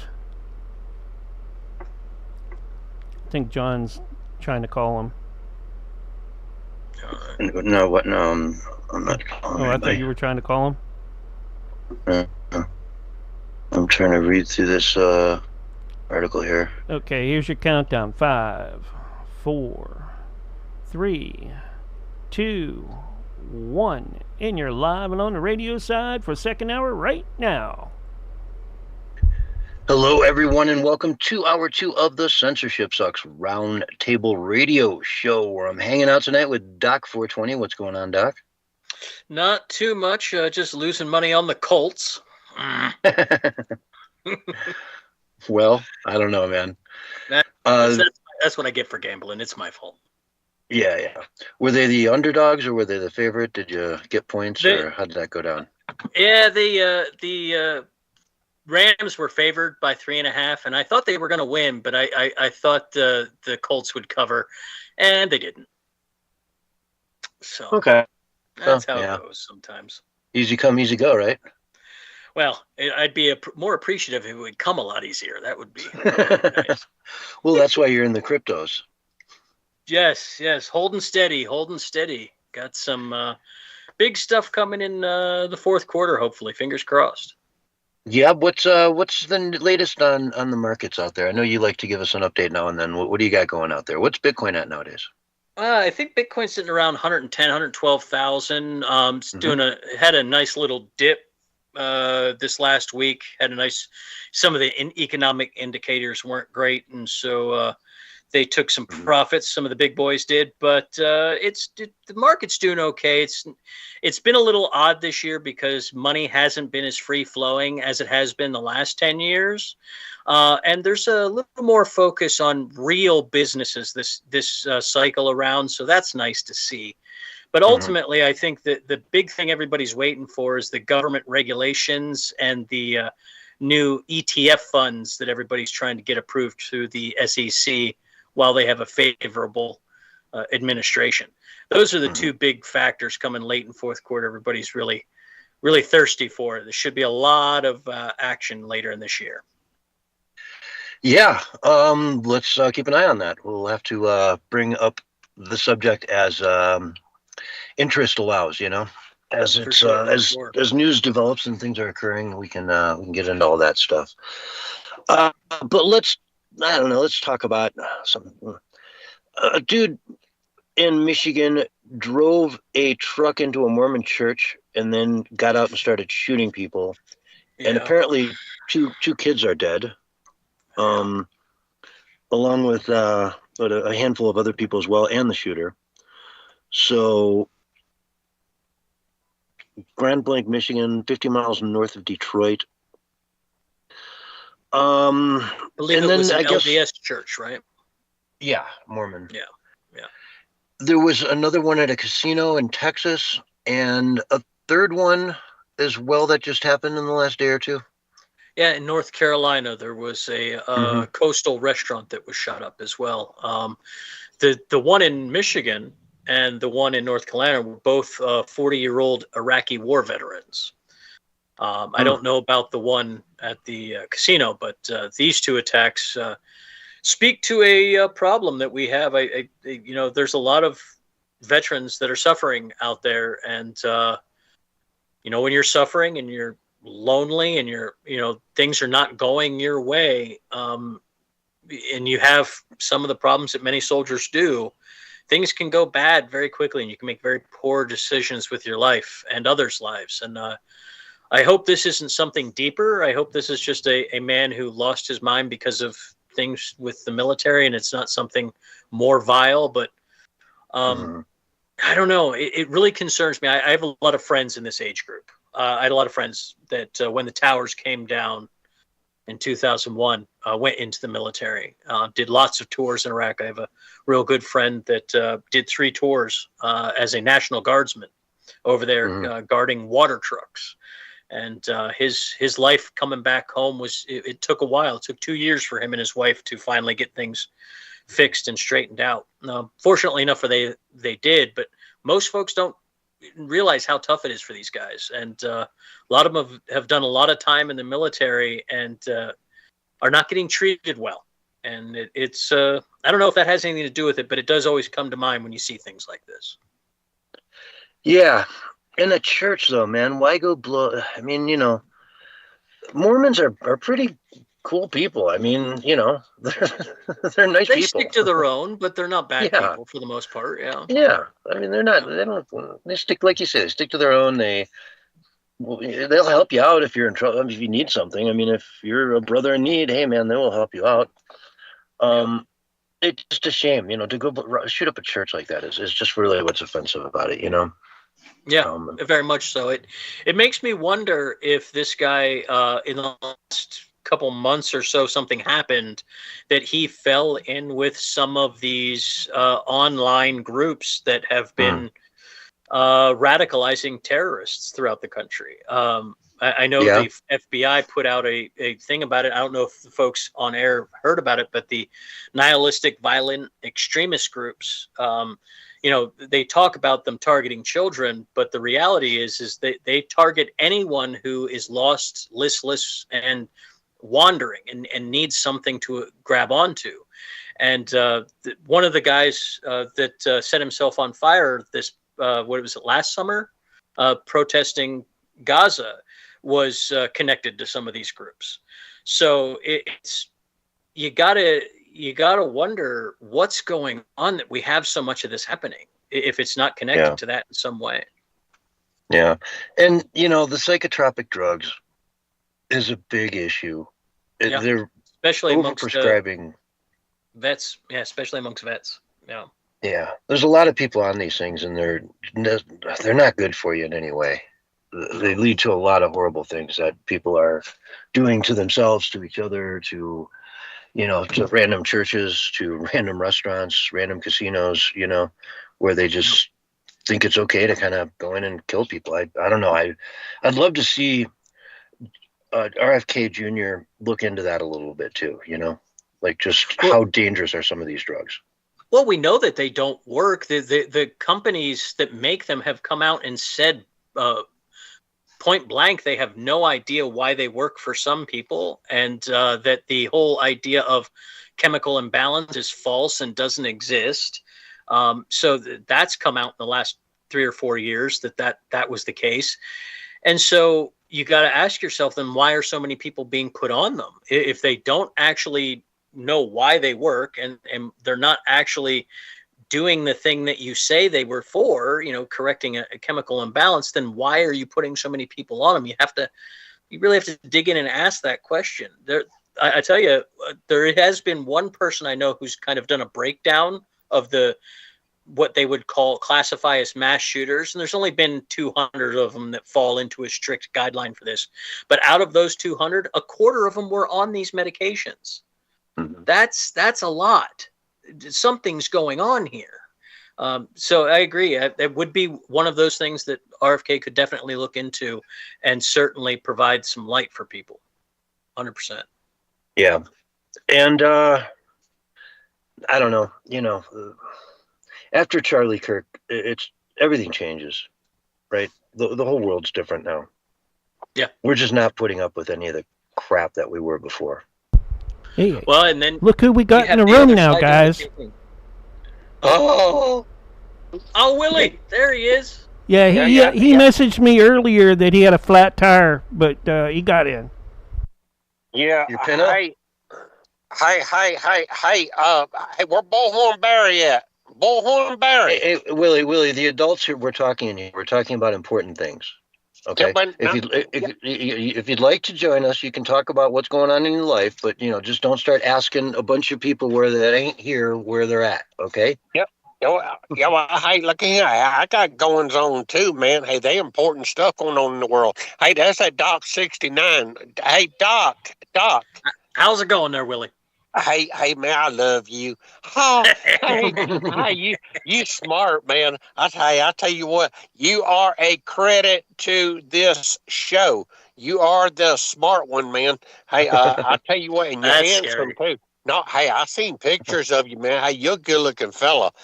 Ain't no doubt about it, man. Hey, I need some money. You sound like most of the women I know, Willie. Yeah. No, no. Hey, I got goings on and stuff, man. Hey, John Galt, how you doing, man? We're doing great over here, Willie. What's going on in your world? Yeah, We were wondering if the FDA ever came to your farm after that whistleblower talked about all the abuse of worms that you're doing there, how you mistreat worms. No, man. Hey, we starting to revolutionize the heartburn industry, man. Hey, we got it figured. Yeah, no, hey, we got Pepto Bismol, and we're mixing it with cockroach milk, and it is a one-stop shop. You get heartburn medicine, and you also get all kind of natural vitamins and protein and all kind of other stuff, man. Yeah. I bet you do. Pepto-Bismol mixed with cockroach milk, man.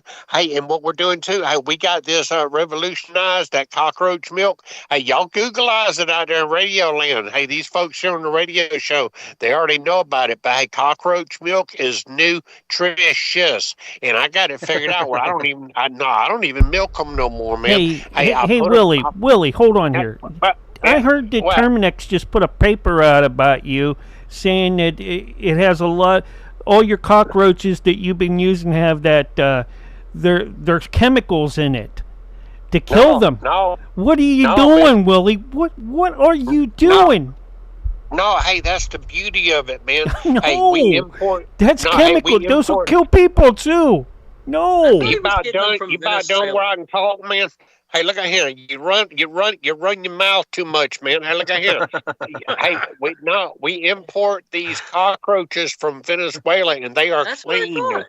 And we put them in this great big old plexiglass, man, and they are sanitized.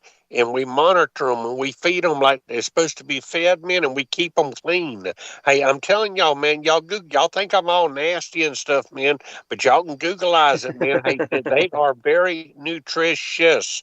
Hey, but I hear what I want to tell y'all, man. Hey, there's stuff going on in the news. Hey, you know who's mad at Donald Trump? I told y'all who's mad. Y'all probably already know or didn't know or forgot. Whoopi Goldberg.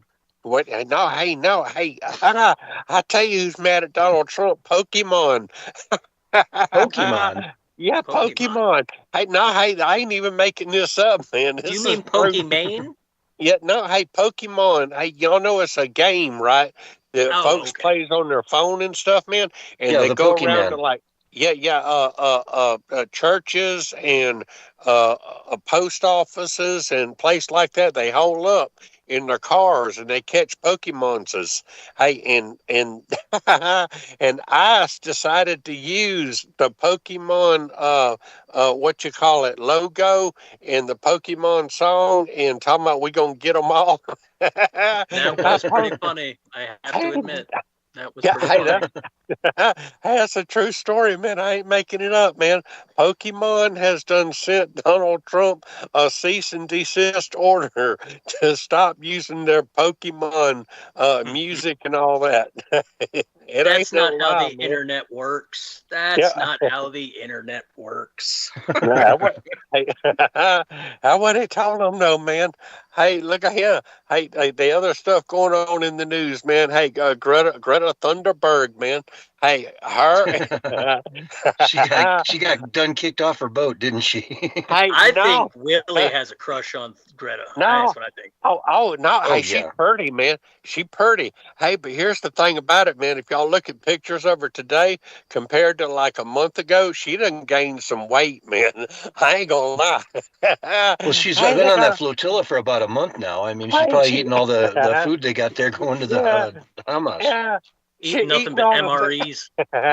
She eating all the sandwiches, man. They did an interview on her, and they told her, they said, "Look at here, are you just doing this for publicity?" And she says, "Have you asked the people in Gaza if I'm doing this for publicity?" Hey, the thing about it is, though, is everybody in Gaza done got run off, man. And any food or anything that she brings, all that terrorist group's just gonna get a hold of it, man. Hey, but the thing And of I'll it tell is, you, if they did ask some people on the street, they probably wouldn't know who she is. But if they did know who she was, they would say, "Yeah, she's doing it for publicity." yeah, sir. Hey, exactly, man. Hey, exactly. They'd ask her why she didn't have a headscarf on. Yeah, hey, they probably want to eat her, man. I'm telling you, man, she done chunkied up some, you know what I'm saying? I ain't trying to be ugly or nothing, but I should have got chunkified. You like them chunky, though, don't you, Willie? No, hey, speaking of chunkified, man, I ain't got a whole lot of time.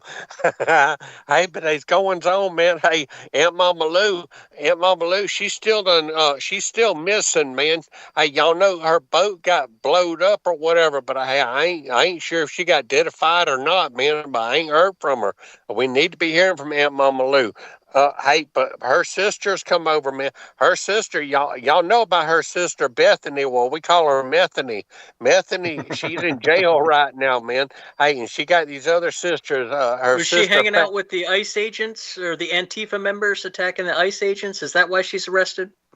Yeah, I drugs, man. Hey, drugs. Oh, well, that'll do it too. They'll do a number on you, man. Hey, she got caught. She was selling. I ain't gonna tell you what she was selling. Anyhow, hey, Aunt Mama Lou got sisters, man. Hey, one of them's name is Fatback.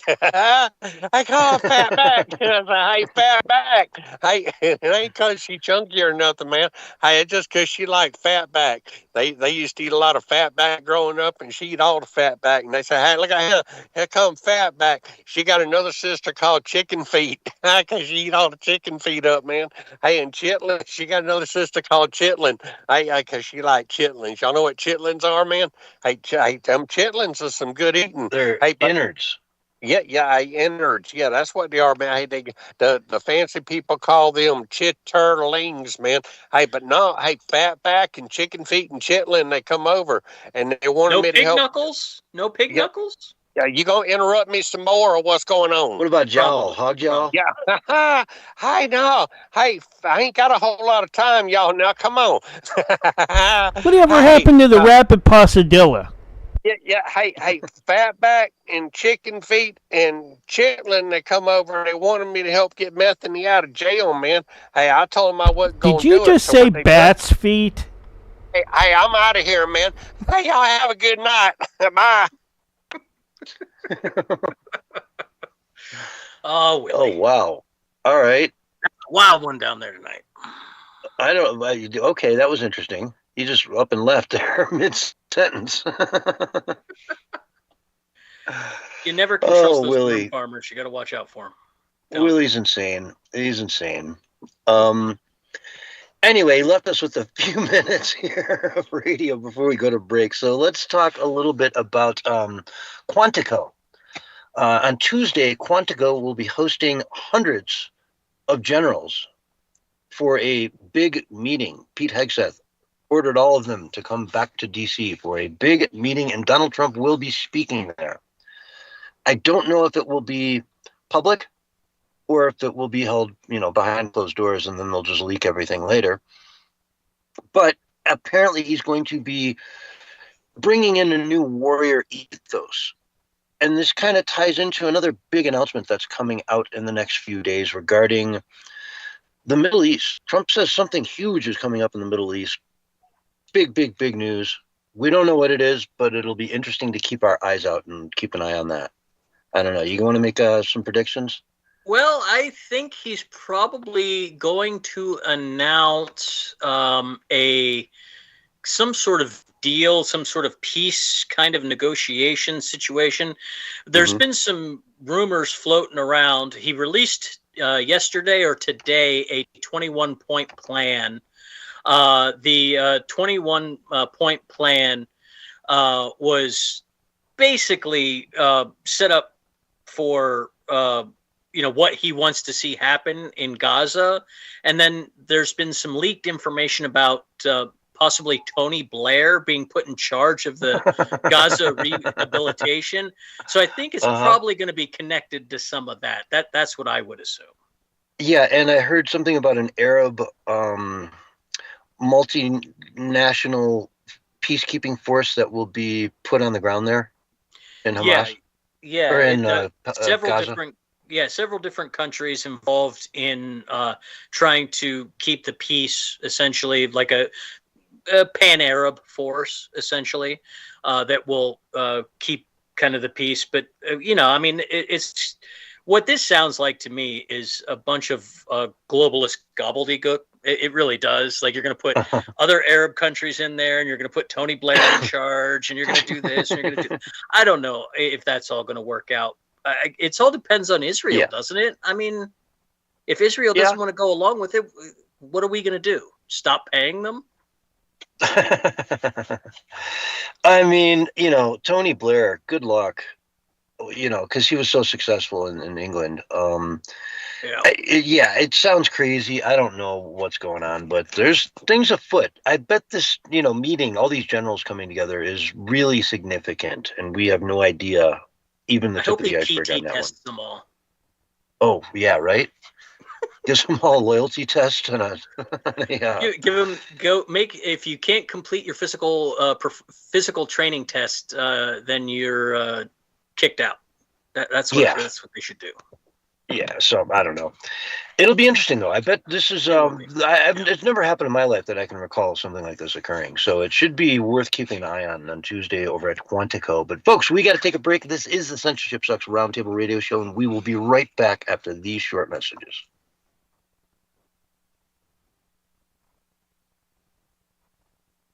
All right, if I could turn the mic on, we're on radio break. All right. Willie didn't like you interrupting him, Mark. He doesn't like it when anybody interrupts him, Man. Well, I told him, see you next week then. Look, those worm farmers, they are they're prima donnas, a sensitive bunch. They're a sensitive bunch, really. Oh my God. But he's not just a worm farmer. He's got the cricket emporium. It's true. The farm of 1,000 monkeys that he never talks about anymore. The cockroach milk sounds like it's really taken off too. Yeah. And his racing cows. They have racing cows. That are black and white because they're bred with zebras. Ah, yes. Yeah. Yes. Well, it's Willie. We love him, Certainly is good for a laugh, that's for sure. Yeah. I'll say. He always gets me going. No doubt. All right, what else is going on in the world here? We just covered what could have been probably a 40-minute segment in about 3 minutes. Tonight? Oh, I don't know. Did you see the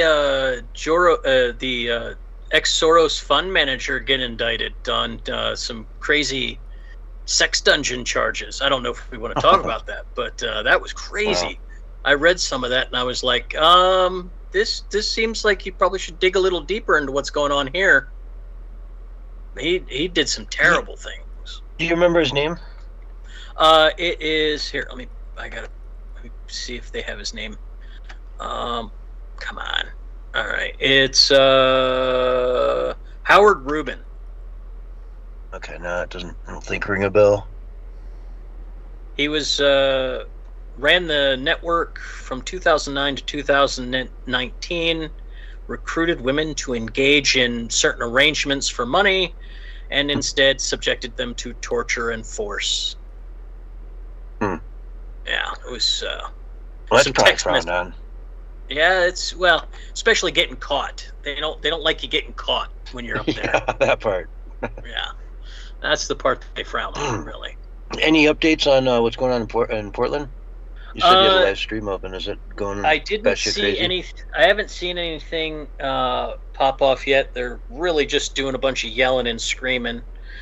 But the sun is down, so it should be getting a little wild. Let's take a look. It gets wild. Yeah, if you got a live stream that shows it all just going up, let me know and we'll talk about it. Because you done predicted it in the first hour, and now in the second hour you can say it's coming true. Well, looks like we got a couple. We got a couple of those famous streamers on location, so that's probably Portland Andy. Yeah, Portland Andy's always streaming. Yeah. Yotivation described what he was doing to them. Like, I don't know about saying that. Yeah, I don't think we can really talk about it on the radio. Or even on stream here. That might be. Someone might pick it up and say, "Oh, yeah, that sounds cool. Let's try it." I'm like, no, yeah, that's not. It was cool very, at all. very not good for sure. Not cool. Well, yeah, it's the sun is definitely down, and they seem a little more agitated than they were earlier. That's for sure. Mm-hmm. Do you hear the war drums yet? And what's the 30 temperature seconds. like out there? It's chilly tonight. It's probably in the 60s. Okay. Oh yeah, they're so there's a bunch of Republican. Well, we got 10 streamers seconds. Let's do it on the air. All right. No. 5, 4, 3, 2, 1, and you are live and back on the radio side, like right now. Hello, everyone, and welcome back to hour 2 of the Censorship Sucks Roundtable Radio Show. And we've got live updates from Portland right now coming out of there. Doc, what's going on? Well, it looks like the right-wing press and the left-wing press, the ground press, of course, not the mainstream media, because they are nowhere to be found. Mm-hmm. But we have a bunch of MAGA streamers and a bunch of Antifa streamers facing off right now. Things are getting a little loud. Crowd has doubled in size, and they are definitely seeming a little more agitated than they were when the sun was up. So I doubled in size to... Probably about 400 people. Oh, okay. So it didn't go from 1 to 2 people. It's now 400 people. I would say it was probably about 200, 150 when it started, and it's probably about 400 now, I'd say. Okay. But it does look like there is a solid bit of counter protest this time, which is positive for Portland. I'll be honest. You don't see that often here. Mm-hmm. But you did come out in the first hour and say that this would be happening tonight. We mentioned earlier in the show as well that Pete Hegseth has sent the National Guard into Portland. And now you got 400 agitators out in the street. And they're, right out in front of the federal courthouse there. There's a big, a park there, like a one-block park? Well, no, this is the ICE building. This isn't the courthouse. So okay. This is actually right by an off-ramp, and it looks like they've got the off-ramp blocked off at this point. And it's getting a little spicy. Not hot yet, but there's definitely been a little mace thrown around. We got some guys cleaning their eyes out. So, yeah, it's gonna get wild. It's gonna get. I would not doubt it. I have no doubt that it lasts till well into the early hours of the morning. And what I'm wondering is, are they just going to say enough is enough? We're just going to kettle these people and pretty much just arrest everyone, I hope because, so. like you were saying, I think it was in the pre-show, that if Trump had done this in his first term, it wouldn't even be an issue today. Right. I feel that way. I think a lot of people feel that way. Yeah, I do too. It's clear. Trump could have done something about this in his first term, and if he did, they would know better. They might have come back around during the Biden years, but they don't riot like they do in the Trump years. You know what I mean?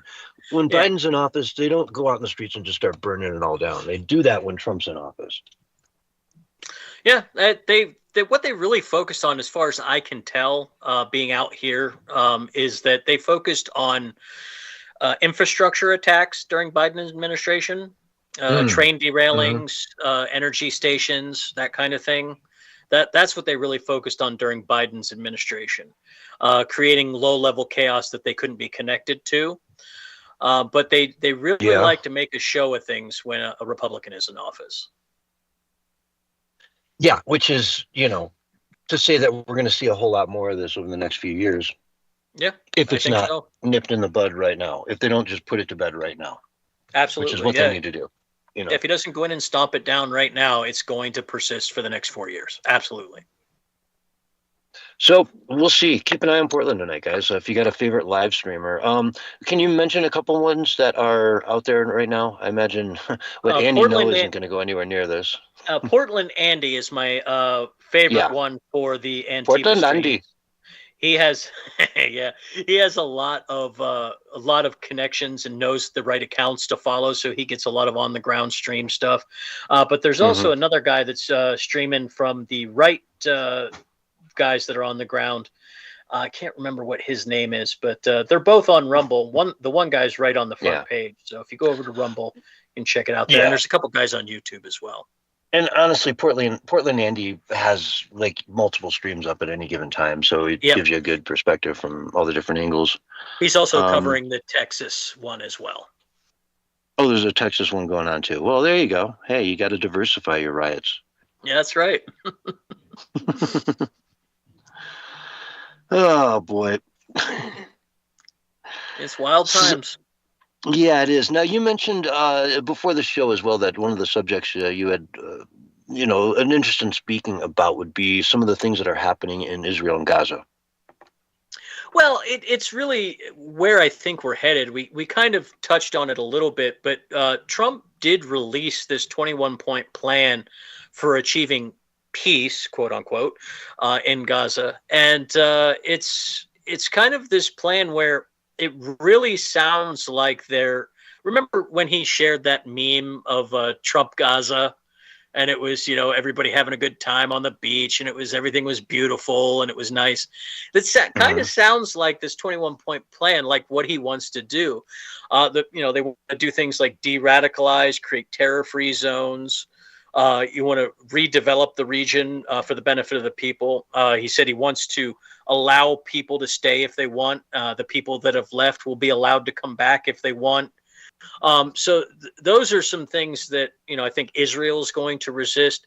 But ultimately, at the end of the day, I think when we look at Gaza and we look at the West Bank and we look at the northern part up there in Syria that they are messing around in. These are areas. Golan Heights, yeah. These are the areas that they have had problems with forever. My entire life, we've been dealing with this. And I got to wonder at what point Americans don't want to pay for it anymore. I mean, at what point are we going to say, as a collective, like, we're done paying for this bloodshed. We're done paying for all of these, conquering efforts that are going on there, and we're tired of paying people to get along with you. Can we just get you to stop this nonsense? I mean, I wonder when we're going to get to that point. I've seen recently that people under 25 are basically completely against Israel. It's like 65 to 30 or 25, something like that, % anti-Israel. So that means in 10 years, whoever is elected is probably going to be far less pro-Israel than any person that's been in mine or your lifetime. What does that mean for the rest of the world? And this is all Israel's doing. They have lost the battle for our hearts and minds in exchange for dropping bombs on people. And it's not to say that Hamas isn't terrible. That's not what I'm saying. It's just that the person that we've relied on, the group that we've relied on in the Middle East to be the foundation of the American empire has been Israel. And that relationship's coming to an end, it seems like. What does that lead if we can't get this peace deal done? Yeah, which is why Trump is working so hard to get it done. And I think he's got some things up his sleeve that are going to come out in the next week that will really change everything, hopefully for the better. Because this war has been going on since, October 7th. What year was that even in? 2003? or 23. Yeah, I mean, Yeah, 23, I think. Yeah, it's been almost 2 years, if not over 2 years at this point. Yeah. it's ridiculous. I mean, that should have. I figured after October 7th, it would take them at most a week to just put Hamas down, just done. Do it in a week, and then yeah, you look horrible, but then guess what? In a month, everyone forgets about it. But it's been 2 years now, you know. And the media, the coming out of the region, the videos, and even if they are propaganda from Hamas, it doesn't matter. When you show people drone footage of entire blocks leveled into dust that were homes and communities just months and years before, it has an effect on people. Yeah. And they've lost that battle. Whether or not they won the actual war on the ground is almost irrelevant at this point. They've lost respect from the international community for what they've done. Yeah. And Bill Maher the other night was on a show was talking about Nigeria. And, you know, the numbers there are as high as 5 million Christians that have been, you know, killed there. Yeah. You know, by Islamic terrorists, 18,000 churches, just village after village after village, razed, murdered, killed, because they have a different religion. Yep. And yet the media, he's like, if you don't know about this, then whatever media you're getting sucks. Yeah, yeah, and that's and it happens all over the world. Yeah, you know what I mean? Yeah. What's happening in Nigeria happened in Iraq and Iran and Saudi Arabia even. All of these countries used to be either Jewish or Christian or something else. Or a mix of the three, yeah. Yeah, a peaceful, beautiful mix of the three. So it's, I don't know, man. You know, it's hard to call one side or the other, you know, peaceful or the bad guys. It's a horrible situation, and it's been going on for... Sorry, go ahead. I apologize. Go ahead. Oh, it's just, I was going to say it's been going on for centuries. Yeah. And at what point do Americans finally say, we're done, wash our hands? Whatever you guys figure out on your own, do it. We're done. I mean, like, what point do we step away from them? And I don't know. It would be bad for the Middle East, I think, if America just stepped away.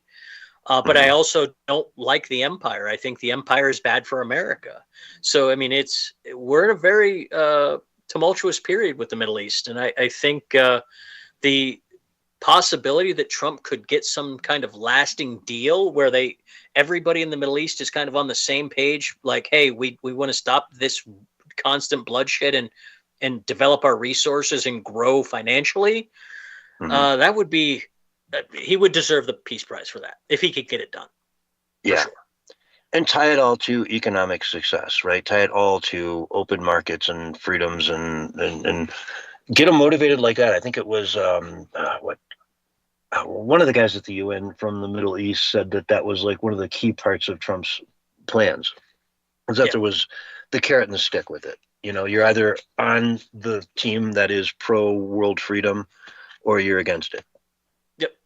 And I think that's the right attitude to have, especially for the one guy in Saudi Arabia. I forget his name, the prince. He's kind of the head of the country. He's a very smart young man. He's not stupid, and he understands that the opportunity for him to become a beloved leader all across the Middle East, if he can bring peace and prosperity to his people and the rest of the people in the Middle East. And that's why I think he's so much on the side of helping Trump get this done. Islam is desperate for a reformation. They have been stuck in the 1400s forever. They need to stop all of this, basically Middle Ages, Dark Ages mentality, and covering your women's head. Covering your women from head to toe is just like, it's shocking. I remember one time I was about 30 years old. I was driving across the country and out in the middle of nowhere in Montana. I slept on the side of the road because I was too excited to get to where I was going to get a hotel room. So I just pulled over for about an hour and got a little bit of sleep. Get into a gas station to get some coffee. And there's a family in there. There's the father, his wife, and 3 kids. And his wife and all 3 kids were in full burqas. I'd never seen that before in my life. Wow. And to this in day, it Montana. just shocked me to my core that I saw that was a thing in America, that these little kids, they were no higher than, my belly button, dressed in full burqas head to toe. Yeah. Got that going on up in Dearborn, Michigan, too. Mm-hmm. Yeah. I'd never seen that before, and I hope I never see it again. It was just, to me, one of the most saddest things I'd ever seen. It needs to go. That is just shocking that there's customs out there that allow for this. Well, and that's just the mild stuff. There's stuff that I can't even speak about on the radio that is part of Islam's religious practices. And that's why I said I think the religion itself is desperate for a reformation to bring it into a more modern alignment with the world's economy. That you don't have to do usury. That's fine. Don't do usury. You can be conservative. You can be ultra conservative. That's fine. But let's update some of this stuff. Let's ban the cousin marriage. Let's ban the wife swap. The wife selling, like where you sell your daughter to an older man. Let's stop all of that stuff. That the Christians stopped in the 14 and 1500s. And let's put an end to all that stuff.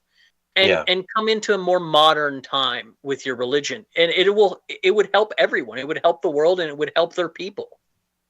It would be the best thing that ever happened to them. I mean, gosh, the way their laws work, if you're a woman and you're raped, I mean, you're guilty.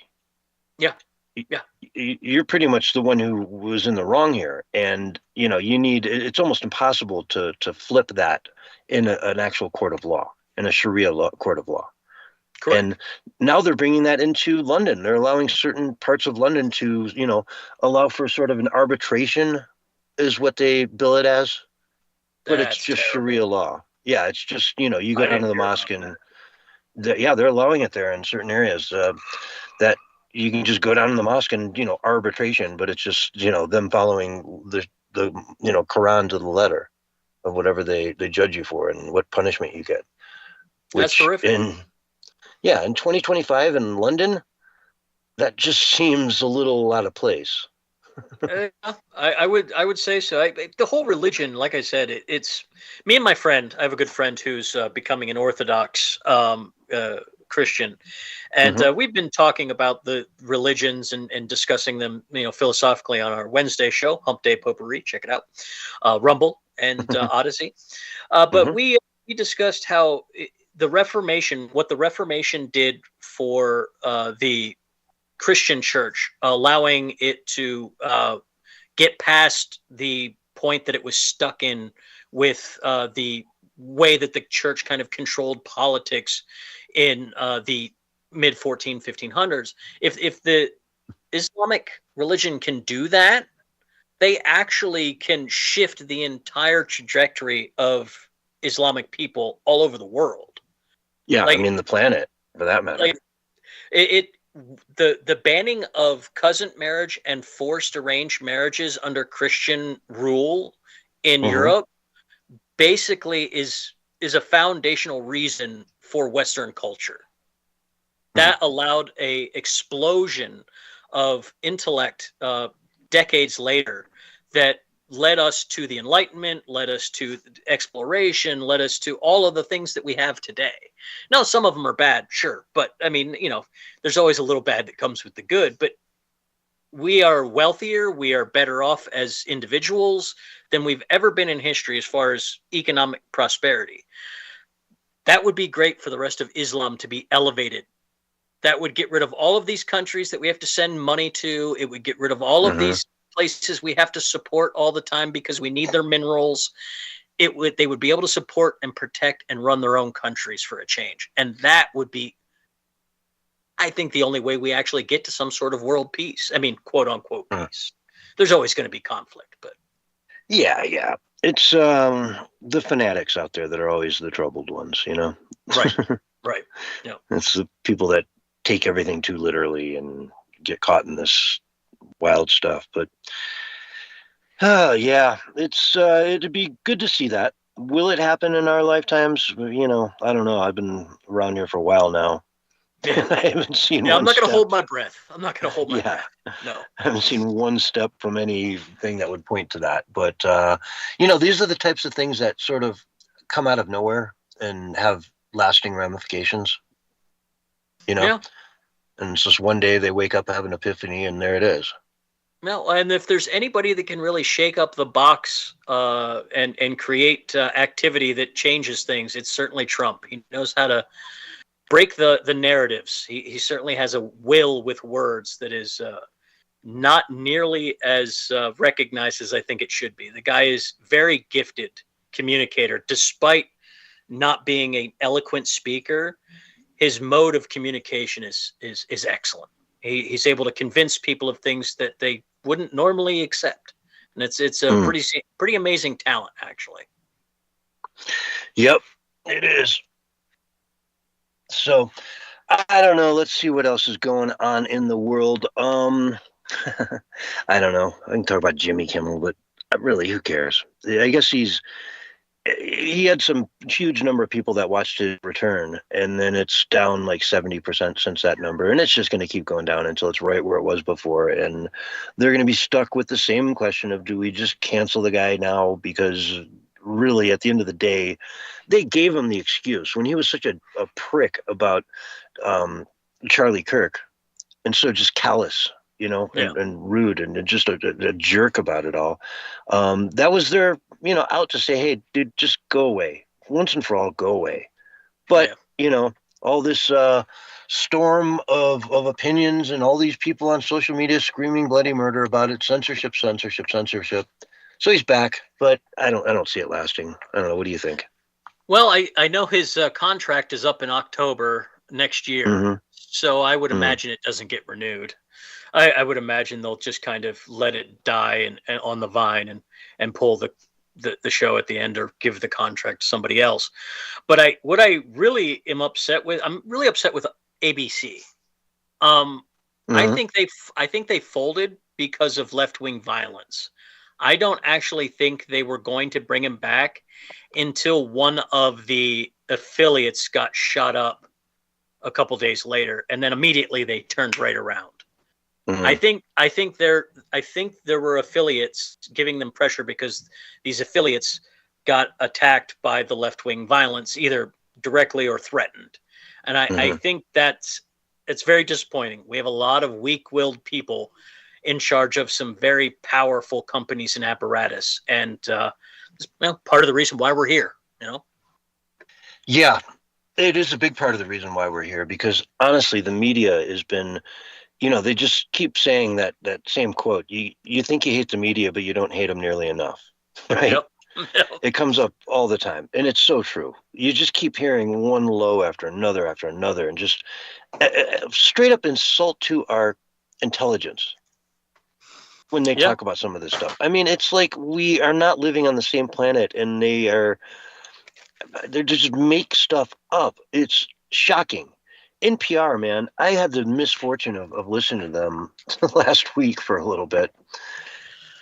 That's rough. They just live in a universe that I don't see. I just don't see it.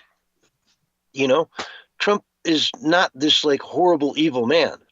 He wants our country to succeed, and he's making it succeed. He's doing a damn good job of it so far as I can tell. The tariffs are wonderful. I love the tariffs. What a great idea. Prove me wrong, right?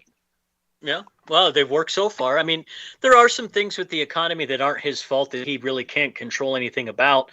And there are some, there's always decisions I'm going to disagree with when it comes to the empire. He's fine with the empire. I'm not. But at the end of the day, he's the best president we've had in 45 years, at least, if not more. And that goes back to Reagan. Yeah. I mean, I think he's better than Reagan, because Reagan didn't learn nearly as much from his first term as Trump did. And I think Trump got a blessing in not being allowed to have 2 consecutive terms, because it made him hardened for his second term. Oh, did it ever? We've got a completely different man in the office right now than we would have had he just gotten a second term. There's no way he would have half the anger in his belly. The motivation to wake up at 4 a.m. and get those SOBs. Right. Right. You know, and I don't mean, you know, just pure revenge, but sure, some of that is just pure revenge. They deserve it. You know, they went after him for garbage. The 34 felonies was one check he wrote, and they just, you know, broke it into 34 different felonies. It's one payment, you know, to Stormy Daniels. No one else would get 34 felonies for that. No, and, only Trump. And that will be overturned. I have no doubt in my mind whatsoever that will be overturned. That was such a sham trial in the most, you know, liberal court you could put it in, with the most liberal judge you could possibly have. The mere fact that his daughter was raising tens of millions of dollars off of this case while it was happening, and Trump had a gag order, that alone is a mistrial. Yeah, yeah. Well, I mean, you know, there was plenty of opportunities for mistrials in that whole thing. It should be thrown out. Hopefully it will. Hopefully Letitia James ends up getting in trouble for her nonsense as well. Yeah. I mean, because we have to. The reason we have to punish these people, that we have to let Trump get some revenge on these people, is because they need to be shown that they can't do these kind of things to the public anymore. Exactly. That you can't just pick a Rudy Giuliani or whoever and just throw the book at them for whatever you can possibly come up with. You know, she should lose her license. Now, should she go to jail for it? I don't know about all that, but absolutely lose her law license. You know, 100%. That's minimum. That's a slap on the wrist for what she did. You know, it truly is. But yeah, you know, there's a lot of people out there that are in the same boat as her that did some dirty, dirty things. You know, that need to get some retribution here, that need to be shown, like you said, that it's not okay to do this. It's not cool. Yeah, and if we don't, we're going to have a heck of a time when they get back in power again. That's the rub of it. If we don't take care of it now, it is only going to get worse for those who supported Trump and what he's trying to do. Exactly. Unless, you know, J.D. Vance just wins in a landslide next time around. That's why the midterms are so important. There will be a convention next year, which is, they've never done that, you know. And, I mean, it'll be interesting to cover it. I'm looking forward to it. It's going to be a well-deserved time to just really get on the ground and fight like mad to make sure we win those midterms and add more Senate seats, more House seats. Just get that thing locked up, you know? Well, if folks needed a little bit more motivation to get out there and vote this midterm, there are a bunch of states that are trying to end vote by mail, universal vote by mail, in their midterm elections. So make sure you get out there, because that's huge. If we can get rid of that vote by mail nonsense, it will eliminate most of the Democratic powerhouses. And no one does that stuff. We're like the only country that is reckless enough to try mail-in voting. It's so reckless. It's so dumb. But Doc, we're about out of time. Where can people find you online? The best place to follow me, of course, is on the X Twitter platform at Doctor420. Of course, I'm on Rumble and Odyssey. And if you're over on Minds, my favorite platform, you can check me out there as well at Doctor420.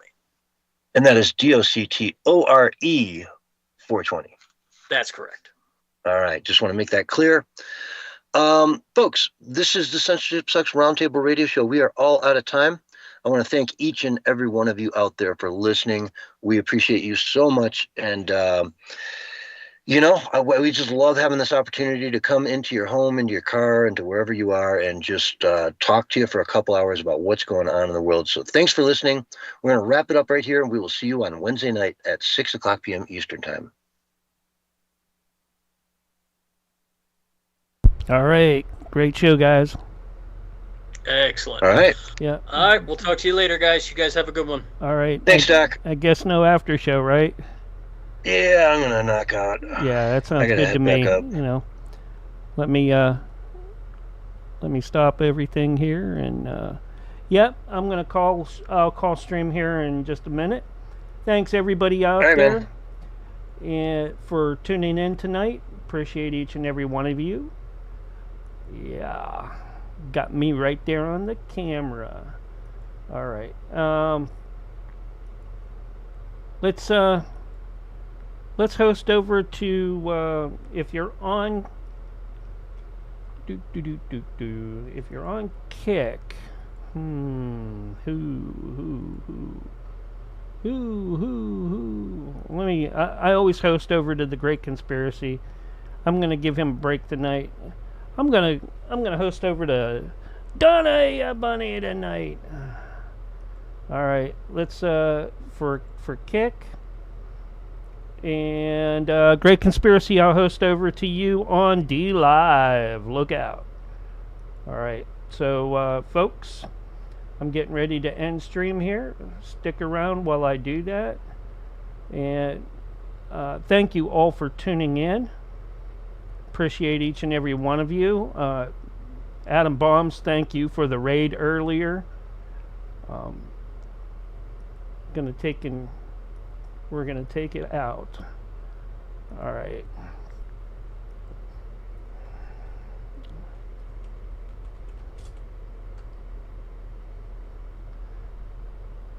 All right.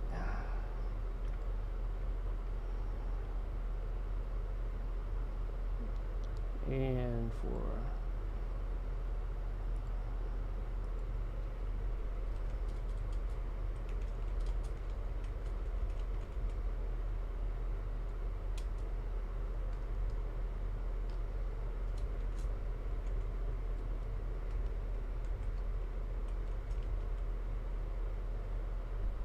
host over there. All right. Good night, folks. Have a good one. I'll be back up later on with more to come.